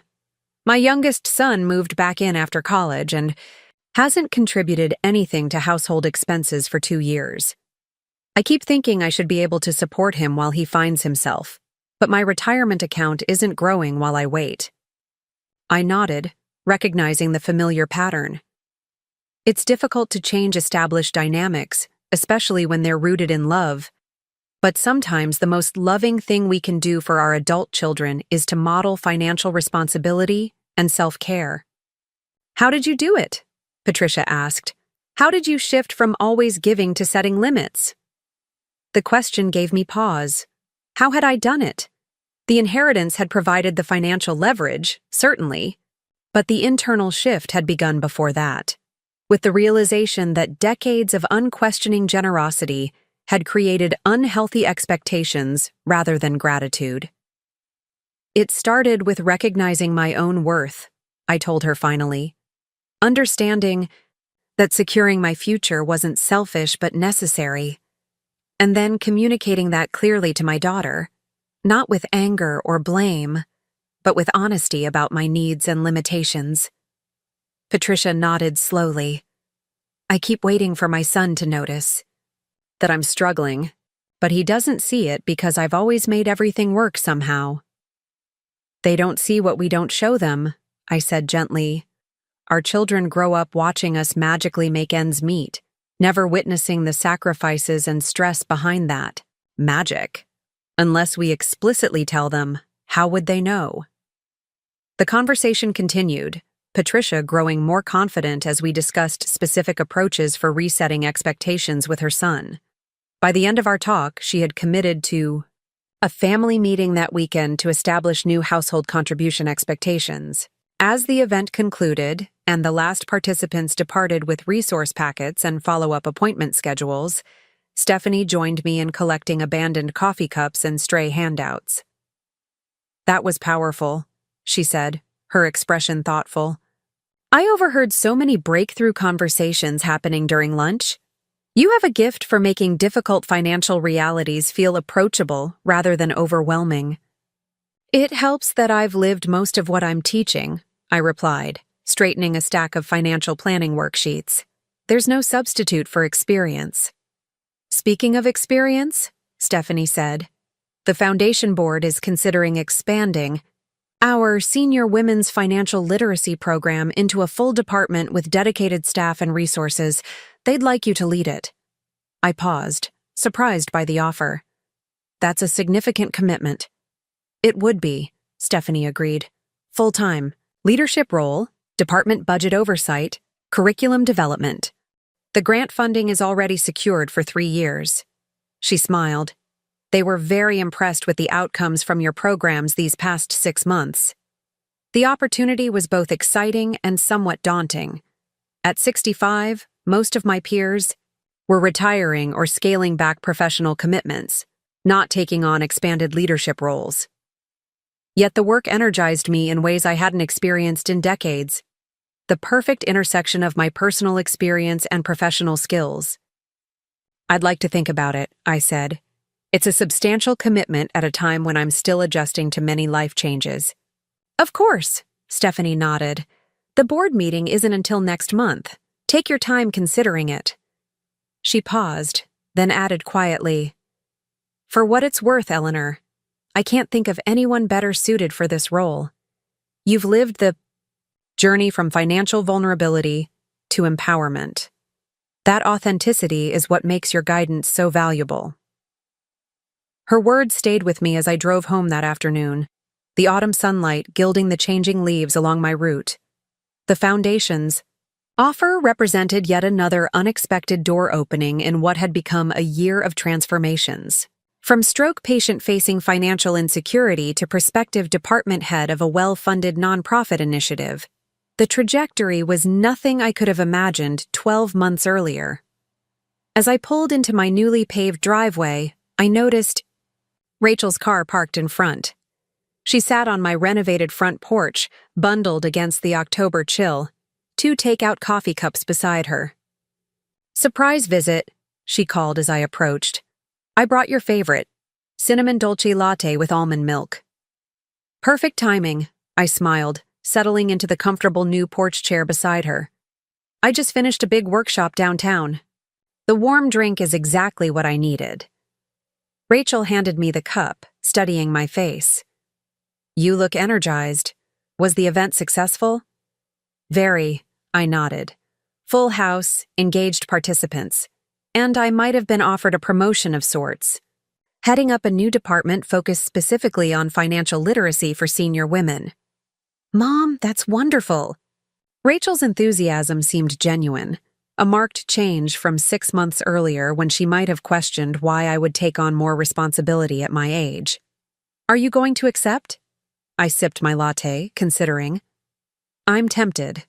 The work is meaningful, the team is excellent, and the funding is secured for 3 years. But it would mean committing to a full-time leadership role when I was originally thinking of scaling back professionally. Rachel nodded thoughtfully. What does your heart tell you? The question caught me by surprise. Not the content, but the source. Rachel asking about my emotional response rather than analyzing the practical implications represented a subtle but significant shift in our dynamic. My heart says yes, I admitted. When I'm working with these women, sharing what I've learned, and watching them reclaim their financial power, I feel more fulfilled than I have in decades. Then I think you have your answer, Rachel said simply. You've always taught me to pursue work that matters. This clearly matters to you deeply. I studied my daughter's face, noting the genuine support in her expression. Thank you for that perspective. I'll give it serious thought. I gestured to her unexpected visit. What brings you by today? Everything all right? Rachel tucked a strand of hair behind her ear, a nervous gesture I recognized from her childhood. I wanted to talk to you about something. William and I have been doing a lot of thinking these past few months about our values, our financial choices, our future. I waited, giving her space to continue. "We've decided to sell the house," she said finally. "It's more than we need, especially with the mortgage payment consuming so much of our income. We found a smaller place in Riverside. Still nice, but much more manageable financially." The decision surprised me. Their colonial in the prestigious Oakwood neighborhood had been a status symbol they'd seemed deeply attached to, despite the financial strain it created. "That's a significant change," I said carefully. "Are you comfortable with it?" Rachel smiled ruefully. "More than comfortable, actually. Relieved. We've been house poor for years, pouring everything into a property that was more about impressing others than creating a home we loved." She shook her head. "The smaller place has character, a beautiful garden, lower property taxes, and we can afford it without stretching ourselves to the breaking point." "It sounds lovely," I said, genuinely happy to hear the practical wisdom in her decision. "When do you move?" "Closing is next month on both properties." Rachel hesitated, then continued. "There's something else, Mom. The money you contributed to our down payment on the Oakwood house. We want to return it to you with interest." I started to object, but Rachel held up her hand. "Please, let me finish. This is important to us, to me. You gave us that money when you had so little yourself, taking out a home equity loan you could barely afford. It wasn't right of us to accept it then, and it's definitely not right for us to keep it now that we're selling the property at a profit." Her words warmed me more than the latte in my hands. "Rachel, that's very thoughtful, but unnecessary. My financial situation has changed dramatically. I don't need the money back." "I know you don't need it," Rachel said firmly. "That's not the point. This is about recognizing the sacrifice you made and honoring it properly. William and I have already earmarked those funds from the sale proceeds. We'd really like you to accept it." The gesture represented more than money. It was acknowledgement, respect, a tangible admission that my contribution had been significant rather than dismissible. "All right," I agreed. "Thank you." Rachel relaxed visibly, relieved by my acceptance. "There's one more thing. William and I have been seeing a financial therapist." "A financial therapist?" I repeated, unfamiliar with the term. "It's a relatively new field," Rachel explained. "Professionals who help people understand their psychological relationship with money, the emotional patterns that drive financial decisions. It's been eye-opening." "In what way?" I asked, genuinely curious. Rachel gazed out at the maple tree in my front yard, its leaves a brilliant tapestry of red and gold. "I've realized how much of my financial behavior has been driven by insecurity. Growing up without much made me determined to never feel financially vulnerable as an adult. But instead of creating genuine security through mindful choices, I've been chasing status symbols and external validation." The self-awareness in her assessment impressed me. "That's a profound insight, Rachel." She nodded. "The therapist helped me see how that pattern was affecting my personal relationships too, measuring their value through a financial lens rather than an emotional one." She turned to me, her expression serious. "Including my relationship with you, Mom. I started seeing your financial sacrifices for me not as expressions of love, but as transactions that created obligation. It twisted everything." Her candor touched me deeply. "We all develop complicated relationships with money based on our experiences," I said gently. "Recognizing those patterns is the first step toward changing them." "That's what Dr. Levine says too," Rachel smiled. "She's been helping us develop healthier financial habits and expectations. It's why we felt ready to make the housing change. We're learning to define success differently." We sat in comfortable silence for a few moments, sipping our drinks, and watching the occasional leaf drift down from the maple. The conversation felt different from any financial discussion we'd ever had. Honest, emotionally aware, unburdened by the power dynamics that had previously defined our interactions. Around money. William and I are also reconsidering our timeline for starting a family, Rachel said finally. We've been putting it off, claiming we needed more financial stability first. But the truth is, we were prioritizing career advancement and lifestyle over what we both genuinely want: children. That's a significant realization, I observed. Rachel nodded. The financial therapy helped us see that we were using money concerns as an excuse to avoid deeper fears about parenthood. Once we addressed those fears directly, we recognized that waiting for some mythical, perfect financial moment was just avoidance. Parenthood is never financially convenient, I said with a small smile, remembering my own early struggles as a single mother. But it's worth every sacrifice. That's what I've been reflecting on lately, Rachel said softly. All you gave up to raise me well. I don't think I truly understood the magnitude of it until recently. Until I started facing my own hesitations about making similar sacrifices. She reached over and took my hand, her expression earnest. I want you to know something, Mom. If we are blessed with children, I want them to know their grandmother. Not just occasionally, but as a regular, important presence in their lives. Whatever role you want to have, whether it's occasional babysitting or weekly traditions or something in between, it's yours. The invitation, so different from the calculated offer of 6 months ago with its $1,200 monthly rent requirement, brought unexpected tears to my eyes.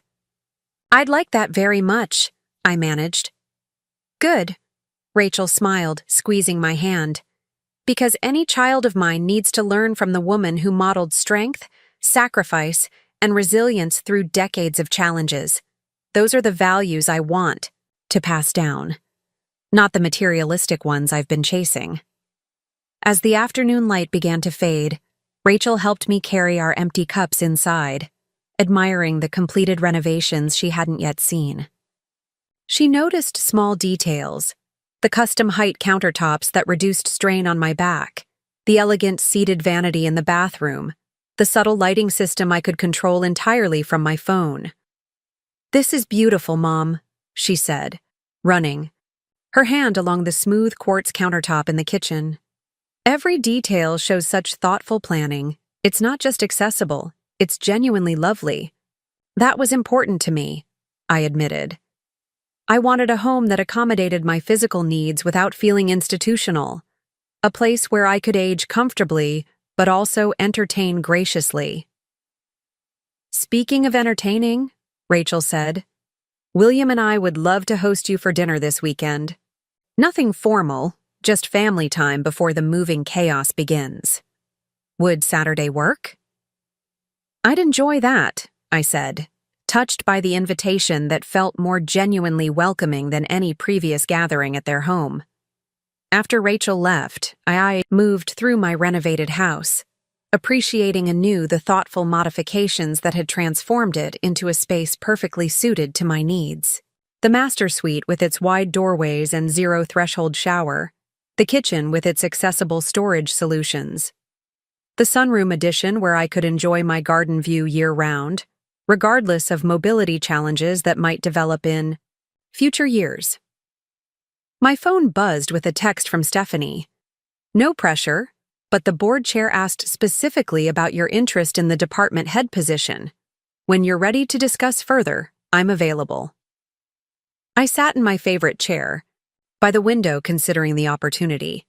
The role would be challenging, utilizing both my banking background and my personal experience navigating financial vulnerability as an older woman. It would mean committing to full-time work when many my age were retiring, but the prospect energized rather than daunted me. Most importantly, the position would allow me to help other women avoid the financial precariousness I had experienced, to transform my personal journey into a roadmap others could follow toward greater security and independence. I texted back, "Let's meet tomorrow. I'm leaning toward yes." Setting down my phone, I gazed out at the garden as twilight descended. The property looked different now, professionally landscaped with accessible pathways and raised beds that would allow me to continue gardening despite arthritis. Like everything else in my home, the garden had been adapted to support my changing needs while remaining beautiful and fulfilling. A metaphor for my life, perhaps. Adapted, not diminished. Changed, but still blooming. The dinner at Rachel and William's home that Saturday revealed further evidence of their evolving perspective. Rather than the elaborately staged gatherings they'd previously hosted, clearly designed to impress with expensive wines and restaurant-quality meals, this evening felt genuinely relaxed. Rachel had prepared a simple but delicious pasta dish she remembered I loved, served on their everyday dishes rather than the formal china they typically used when entertaining. Their home looked different too. Boxes stacked in corners, walls bare where artwork had been removed in preparation for the move. William gave me a tour of the new house via photos on his tablet, pointing out features they particularly loved. The reading nook with built-in bookshelves, the compact but efficient kitchen, the small garden already planted with perennials. "It's about half the square footage of this place," he admitted. "But honestly, we never used most of the space here anyway. The formal dining room, the third bedroom, they just became expensive storage areas. The new place feels like us," Rachel added from the kitchen where she was preparing coffee. "Or at least who we want to be, less focused on impressing others, more interested in creating a comfortable home that reflects our actual values." The shift in their perspective seemed genuine, evidenced in small ways throughout the evening. When William mentioned a colleague's recent vacation home purchase, it was with thoughtful reflection rather than envy. When Rachel discussed their moving plans, she emphasized donating unneeded items rather than replacing everything with new purchases for the smaller space. After dessert, a simple apple crisp Rachel remembered I'd made often during her childhood. William excused himself briefly, returning with an envelope. "We wanted to make this official," he said, sliding it across the table to me. "The repayment of your down payment contribution, with interest calculated at the standard investment rate over the 5 years. The funds have already been transferred to your account." I opened the envelope, finding a detailed statement showing the original $85,000 plus accumulated interest, totaling just over $118,000. The amount was significant, despite my current financial security. "Thank you," I said, genuinely moved by the gesture. "This represents real commitment to your new financial perspective." "It's the right thing to do," Rachel said simply. "We should have acknowledged the significance of your contribution years. Ago." "What will you do with it?" William asked. "I imagine it's just a drop in the bucket compared to your inheritance, but still. Any special plans?" I considered the question, an idea forming that had been percolating since my conversation with Patricia at the workshop. "Actually, I think I'll use it to establish a small grant program through the Women's Financial Empowerment Network. Emergency funds for women over 50 facing health crises without adequate financial resources." Rachel's eyes widened. "That's perfect, Mom.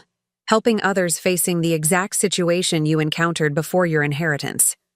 "Exactly," I nodded. "The grants wouldn't solve long-term financial insecurity, but they could provide breathing room during health emergencies, preventing the downward spiral of job loss, depleted savings, and potential homelessness that many older women face after medical crises." "Would the grants be named?" William asked, his professional interest in philanthropic structures showing. "Perhaps the Eleanor Wright Emergency Fund for Women?" The suggestion caught me by surprise. I hadn't thought that far, I admitted. I was focused on the concept rather than the naming.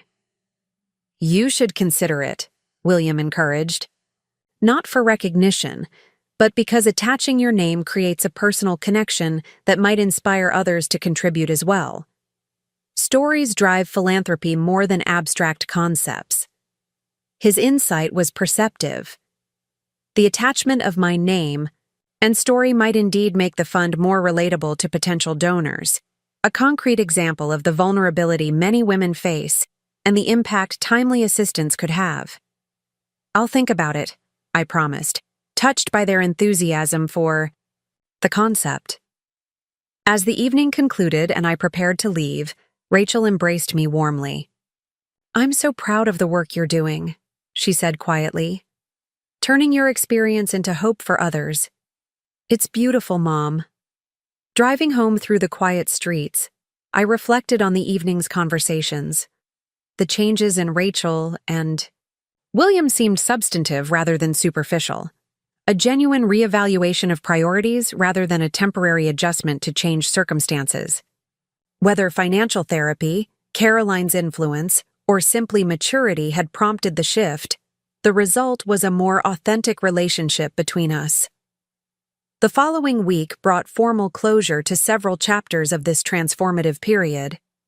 I accepted the department head position at the foundation, committing to a 3-year leadership role developing financial literacy programs specifically for older women. Rachel and William completed the sales of both their Oakwood Colonial and their new Riverside bungalow, downsizing thoughtfully rather than simply transferring their excessive belongings to a smaller space. Most significantly, I established the grant program through the foundation, eventually agreeing to William's suggestion of naming it the Eleanor Wright Emergency Fund for Women. The initial $118,000 seed money was quickly supplemented by matching funds from a community foundation, doubling its immediate impact. 6 weeks after our dinner, Rachel called with news that brought our journey full circle. "Mom," she said, her voice trembling slightly with emotion, "I wanted you to be the first to know. William and I are expecting. I'm pregnant." Joy washed through me, not just for the grandchild I would welcome in approximately 8 months, but for the healed relationship that would allow me to be truly present in this child's life, not as a financial resource or occasional visitor, but as an integral part of their support system. "That's wonderful news," I said, my own voice thick with emotion. "I'm so happy for you both." "We are too," Rachel said, her happiness evident, even through the phone. Terrified but excited. "And Mom?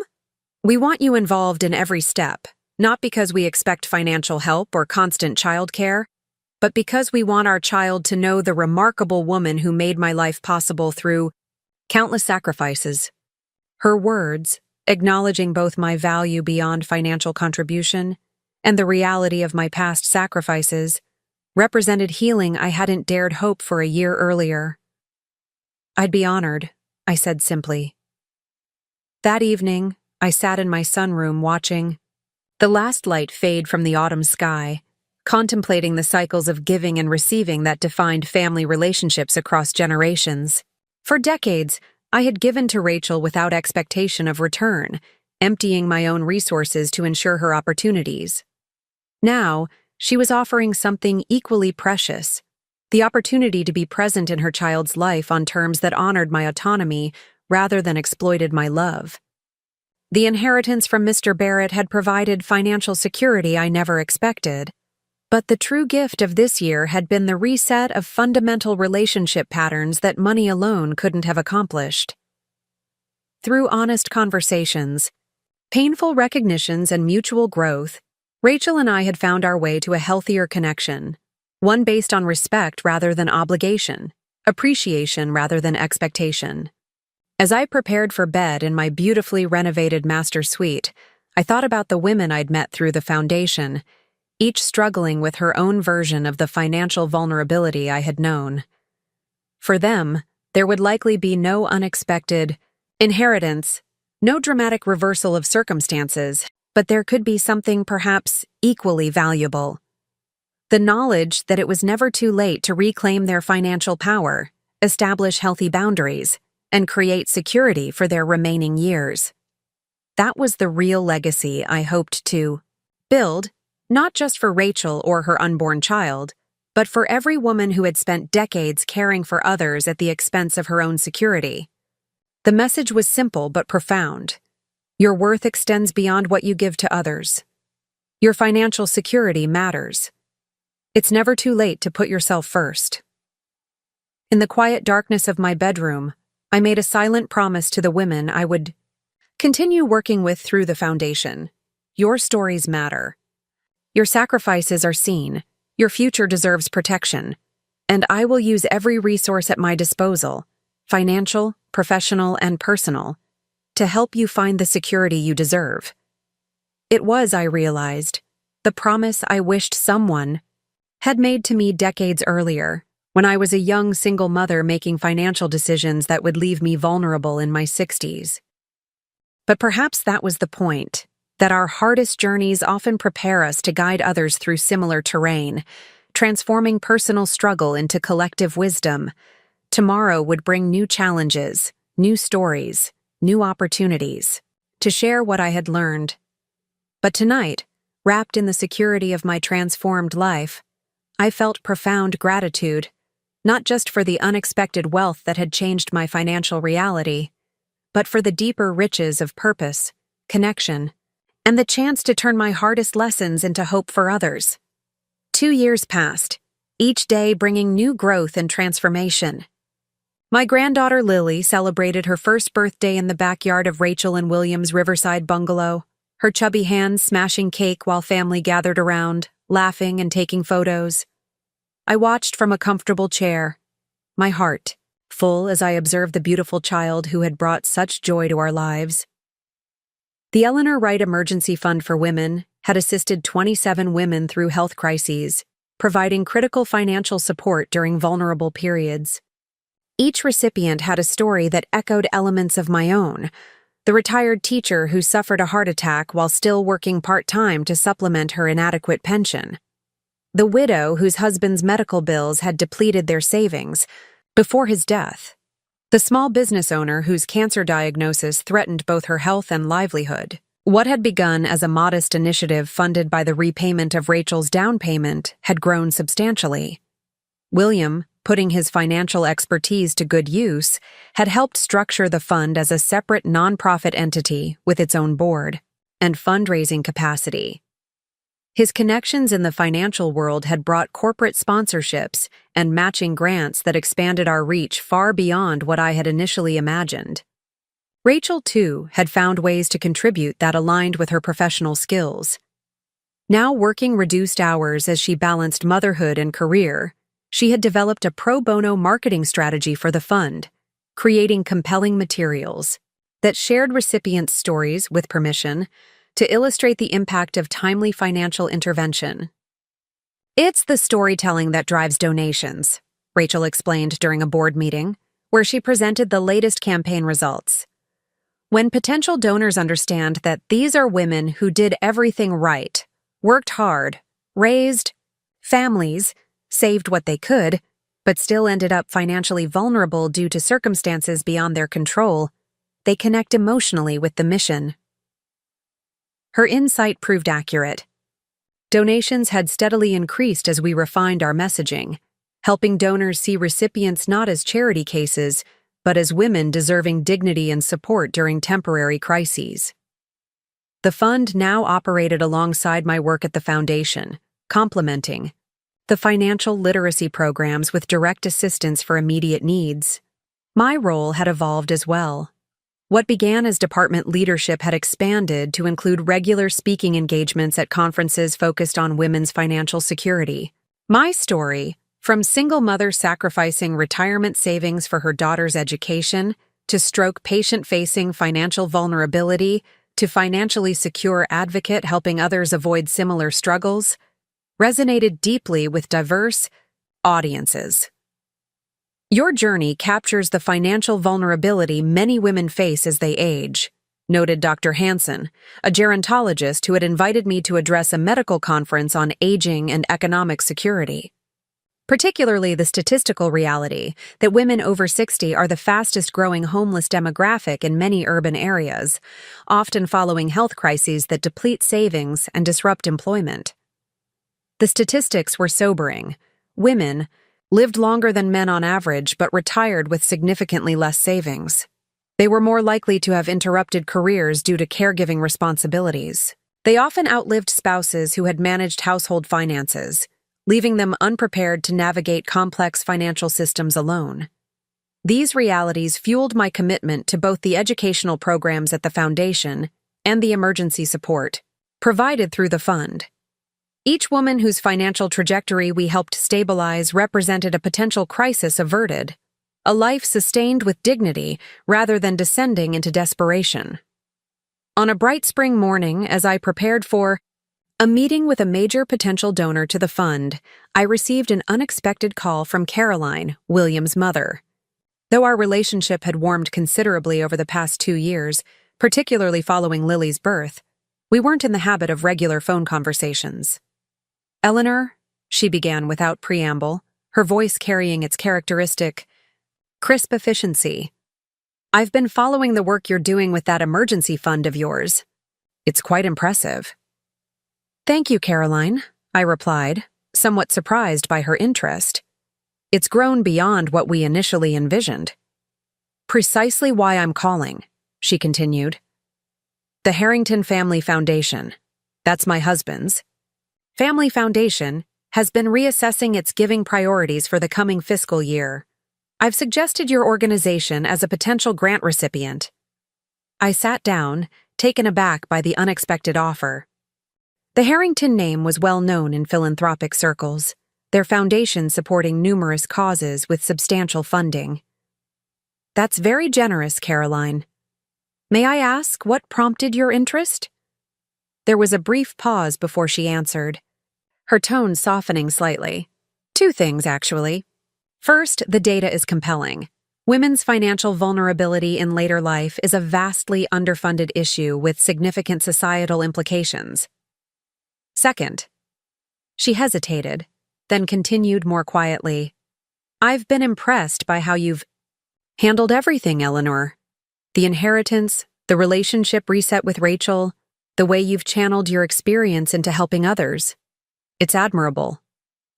The compliment, coming from a woman who had once embodied the social judgment I'd felt keenly as a single mother without financial resources, meant more than I expected. "That's kind of you to say." "Not kind. Accurate," Caroline's brisk tone returned. "The foundation typically funds at the $250,000 level for initial grants to new partners. Would that be useful to your organization?" I nearly dropped the phone. $250,000 would more than double our annual operating capacity, allowing us to assist dozens of additional women while expanding our post-crisis financial counseling program. "That would be transformative," I managed. "Good. I'll have our executive director contact you to begin the formal application process. It's largely a formality. The board has already expressed preliminary approval based on my recommendation." She paused again, then added, "William speaks very highly of how you've structured the fund. Apparently, my son has found meaningful purpose in helping manage its growth." "He's been invaluable," I acknowledged truthfully. William's financial expertise had guided the fund's development with a professionalism I couldn't have provided. Alone. We couldn't have achieved this level of impact without him. "Yes, well," Caroline said, a hint of maternal pride breaking through her businesslike demeanor. "He seems more fulfilled by this pro bono work than by much of what he does, professionally. Perhaps there's a lesson there." Before I could respond to this unexpected philosophical observation, she continued briskly, "I'll send William the foundation contact information. He can help prepare the application materials. Good day, Eleanor." After we hung up, I sat in momentary stunned silence before calling Rachel to share the news. Her excited response warmed me, genuine enthusiasm for the fund's potential expansion, rather than any hint of resentment that her mother-in-law's family foundation would be supporting my initiative rather than something directly benefiting her. "Mom, that's incredible," she exclaimed. "The Harrington Foundation is incredibly selective. Caroline must really believe in what you're doing." "It appears so," I said, still processing the unexpected development. She mentioned William's involvement as a factor in their interest. "He'll be thrilled," Rachel said. "He was just saying last weekend how he wishes he could devote more time to the fund. His regular clients don't inspire the same passion." The observation aligned with subtle changes I'd noticed in William over the past 2 years. The ambitious investment banker focused primarily on wealthy clients, and his own advancement had gradually revealed a more thoughtful side. One genuinely concerned with financial justice and using his expertise to help those typically excluded from high-level financial guidance. Caroline mentioned something similar, I noted, about him finding fulfillment in this work. It's true, Rachel confirmed. We've been talking a lot lately about purpose versus paycheck. The financial therapy opened conversations about what truly matters to us, and we're both realizing it isn't necessarily what we originally chased. Later that week, while babysitting Lily so Rachel could attend a work event, I reflected on the remarkable evolution our family had undergone. The same granddaughter who might have known me only as an occasional visitor paying rent to stay in her parents' guest room now spent regular time in my home, delighting in the garden I'd designed to be accessible as my mobility changed with age. Rachel and William, once fixated on projecting affluence regardless of the financial strain, now lived within their means in a home they truly enjoyed, making career decisions based on fulfillment rather than status. Most remarkably, William had discovered genuine purpose in helping women achieve financial stability, women from backgrounds more similar to mine than to his privileged upbringing. And I, who had once believed my value lay exclusively in what I could provide for Rachel, had created a life rich with purpose, security, and meaningful work that extended far beyond family obligations. As Lily napped peacefully in the portable crib Rachel had set up in my sunroom, I reviewed presentation materials for an upcoming workshop series targeting women approaching retirement with inadequate savings.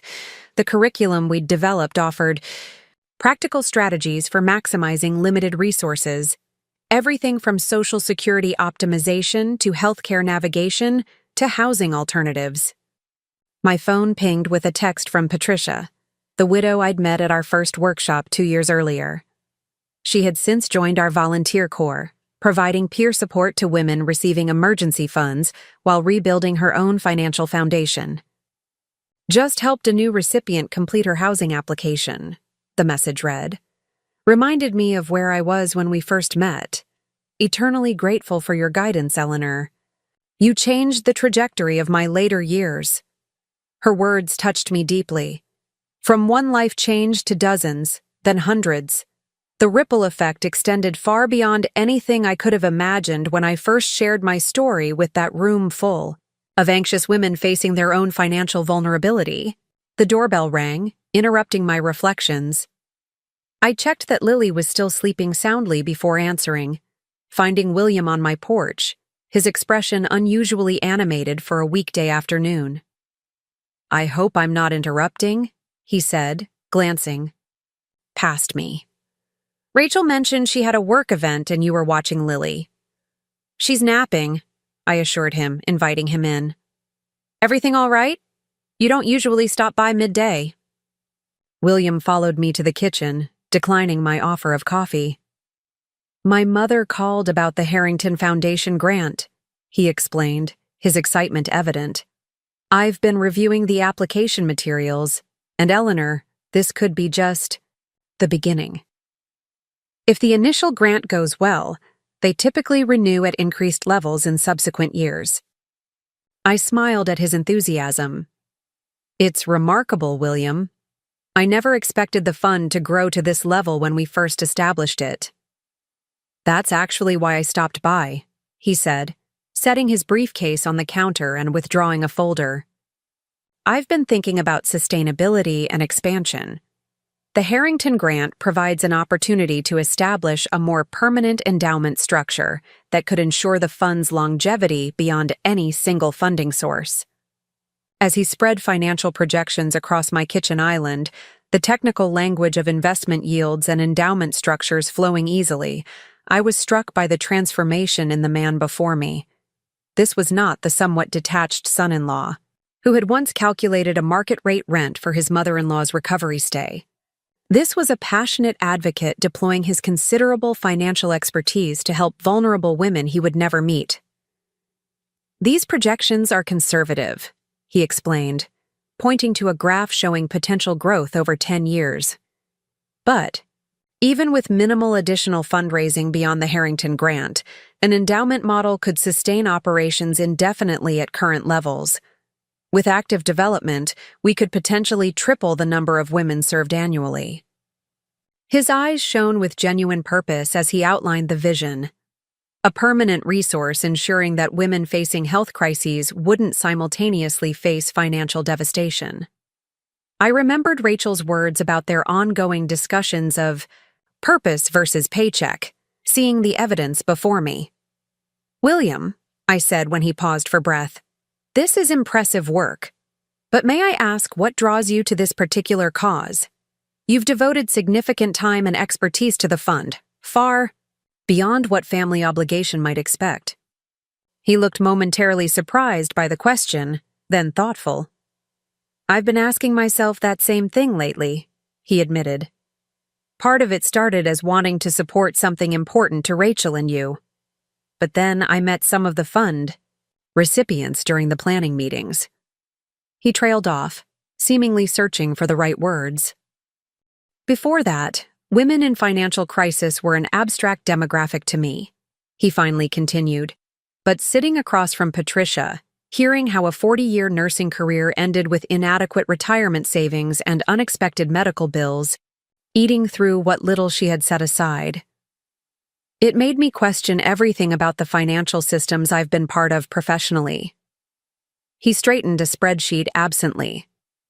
"The clients I typically serve have multiple layers of financial protection, insurance, investments, trusts. They'll never experience the vulnerability these women face. Yet the system directs the most sophisticated financial guidance to those who need it least, while those facing complex decisions with minimal resources are left to navigate alone." His observation crystallized something I'd felt but never articulated so clearly: the fundamental inequity in access to financial expertise. "That's exactly why the educational component of our work matters so much," I said. "The emergency funds provide immediate relief, but the financial literacy programs help prevent future crises." William nodded emphatically. "Exactly. And that's why I've been talking with my firm about establishing a pro bono division specifically, serving women in financial transition, widowhood, divorce, career interruption, health crisis, using our expertise to benefit those who typically couldn't access it." The initiative represented a significant professional pivot, from focusing exclusively on wealthy clients to creating space for service to vulnerable populations. "How has your firm responded?" "Mixed reactions," William admitted. "Some partners see the potential for positive publicity and recruitment advantages. Younger financial advisors often seek meaningful pro bono opportunities. Others worry about diluting our exclusive brand." He made air quotes around the word, his distaste evident. "But I'm persistent, and having the Harrington Foundation's interest in similar work adds credibility to the proposal." As we continued discussing possibilities for both the fund's growth and William's professional evolution, I was struck by how profoundly the inheritance had transformed not just my life but the lives around me. The financial security it provided had created space for honest conversations that might never have occurred otherwise. Conversations that had allowed Rachel and William to reassess their values, priorities, and definition of success. The soft sounds of Lily waking came through the baby monitor, ending our discussion. As William helped gather the spreadsheets and projections, he paused, his expression turning reflective. "Eleanor," he said quietly, "I never properly apologized for how we approached the living arrangement proposal after your stroke. The rent expectation was my suggestion, based on property values and potential income loss. I framed it as practical financial planning, but in retrospect, it was coldly transactional toward family in crisis. I'm truly sorry." The straightforward apology, delivered 2 years after the fact, touched me with its sincerity. "Thank you, William. That means a lot." If I've learned anything through our work with the fund, he continued, it's that financial decisions are never just about numbers. They reflect our values, our character, what we truly believe about obligation and community. I didn't like what that decision revealed about mine. Before I could respond, Lily's calls became more insistent. We moved to the sunroom where she stood in her portable crib, face brightening at the sight of her father. William lifted her with practiced ease, his formal business demeanor softening as he kissed her cheek. "There's my girl," he said warmly. "Were you good for Grandma Eleanor?" As I watched them together, I marveled at how this child would grow up with such a different understanding of financial values than Rachel had experienced. Instead of witnessing constant financial stress and sacrifice, Lily would see parents who made mindful choices about money aligned with deeper values. Instead of absorbing the message that financial success meant status symbols and competitive consumption, she would learn that true security came from balance, purpose, and community care. And most importantly, she would know her grandmother, not as a financial burden or resource, but as a whole person with wisdom, value, and purpose extending far beyond family roles. When Rachel arrived later to collect Lily, she noticed the financial projections William had forgotten on the counter. "Mom, were you and William talking about the Harrington grant?" "Yes," I nodded. "He stopped by with some ideas for establishing an endowment model. He's quite passionate about expanding the fund's reach." Rachel smiled, adjusting Lily on her hip. "He's thinking about making a career change, actually. Stepping back from his current client list to focus more on developing the pro bono division he's been proposing. It would mean a significant income reduction, but..." She shrugged. "We don't need the bigger house or status symbols anymore. We need purpose." The simple statement, "we need purpose," reflected perhaps the most profound shift in their perspective over these 2 years. From a daughter who had once calculated her mother's financial value as a rental tenant to a woman who recognized that meaning mattered more than money. From a son-in-law focused on financial transactions to a man deploying his expertise to help vulnerable women achieve security. "I'm proud of you both," I said simply. As they prepared to leave, Rachel handed me an envelope. "We've been meaning to give you this. Information about the family vacation we're planning for this summer. A lakeside cabin rental for a week in August. William's parents will join for part of the time, but we've reserved the full week for you. We thought it would be nice to start an annual tradition that Lily will grow up remembering." The thoughtful inclusion, not as a babysitter or financial contributor, but as an integral part of their family plans, warmed me deeply. "I'd love that, Rachel. Thank you."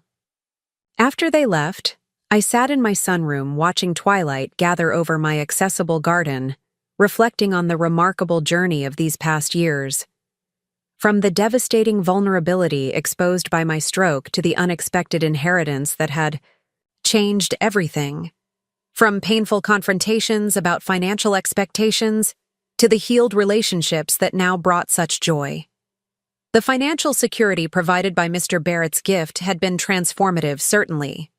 But the true transformation had come through the honest conversations, boundary setting, and reprioritization that financial independence had made possible. Now that security extended beyond me, to the women served by the fund, to Rachel and William's more balanced approach to success, to little Lily, who would grow up understanding money as a tool for security and purpose, rather than status and power. As darkness fell and the first stars appeared, I thought about all the women still facing the financial vulnerability I had once known.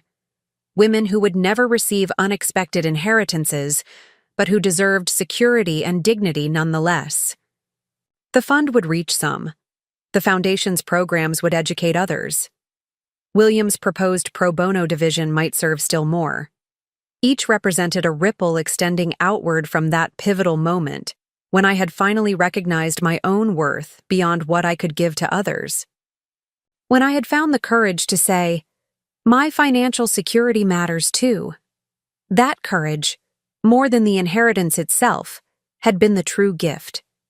A gift I now shared with every woman who attended our workshops, received emergency funds, or found hope in the message that it was never too late to reclaim their financial power. And perhaps most meaningfully, it was the gift I had ultimately given back to Rachel. Freedom from the burden of seeing her mother as a financial liability, replaced by the joy of knowing me as a whole person with purpose, wisdom, and value immeasurable in monetary terms. As I prepared for bed that night, I felt profound gratitude, not just for the financial security that had transformed my circumstances, but for the deeper riches of purpose, connection, and the knowledge that my hardest experiences now served as beacons of hope for others traveling similar paths. Tomorrow would bring new challenges and opportunities. A meeting about the Harrington Grant application, a workshop for women transitioning to retirement, lunch with Patricia to discuss expanding, the peer support program. Each represented another thread in the tapestry of meaningful work that now defined my days. The inheritance had changed my financial reality overnight. But the journey from vulnerability to empowerment, from sacrifice to balance, from financial insecurity to purposeful impact, that had been the true transformation, one choice at a time. And in that transformation lay the most important lesson I could share with the women I now served. Your worth extends far beyond what you give to others. Your security matters. It's never too late to put yourself first. Up next, you've got 2 more standout stories right on your screen. If this one hit the mark, you won't want to pass these up. Just click and check them out.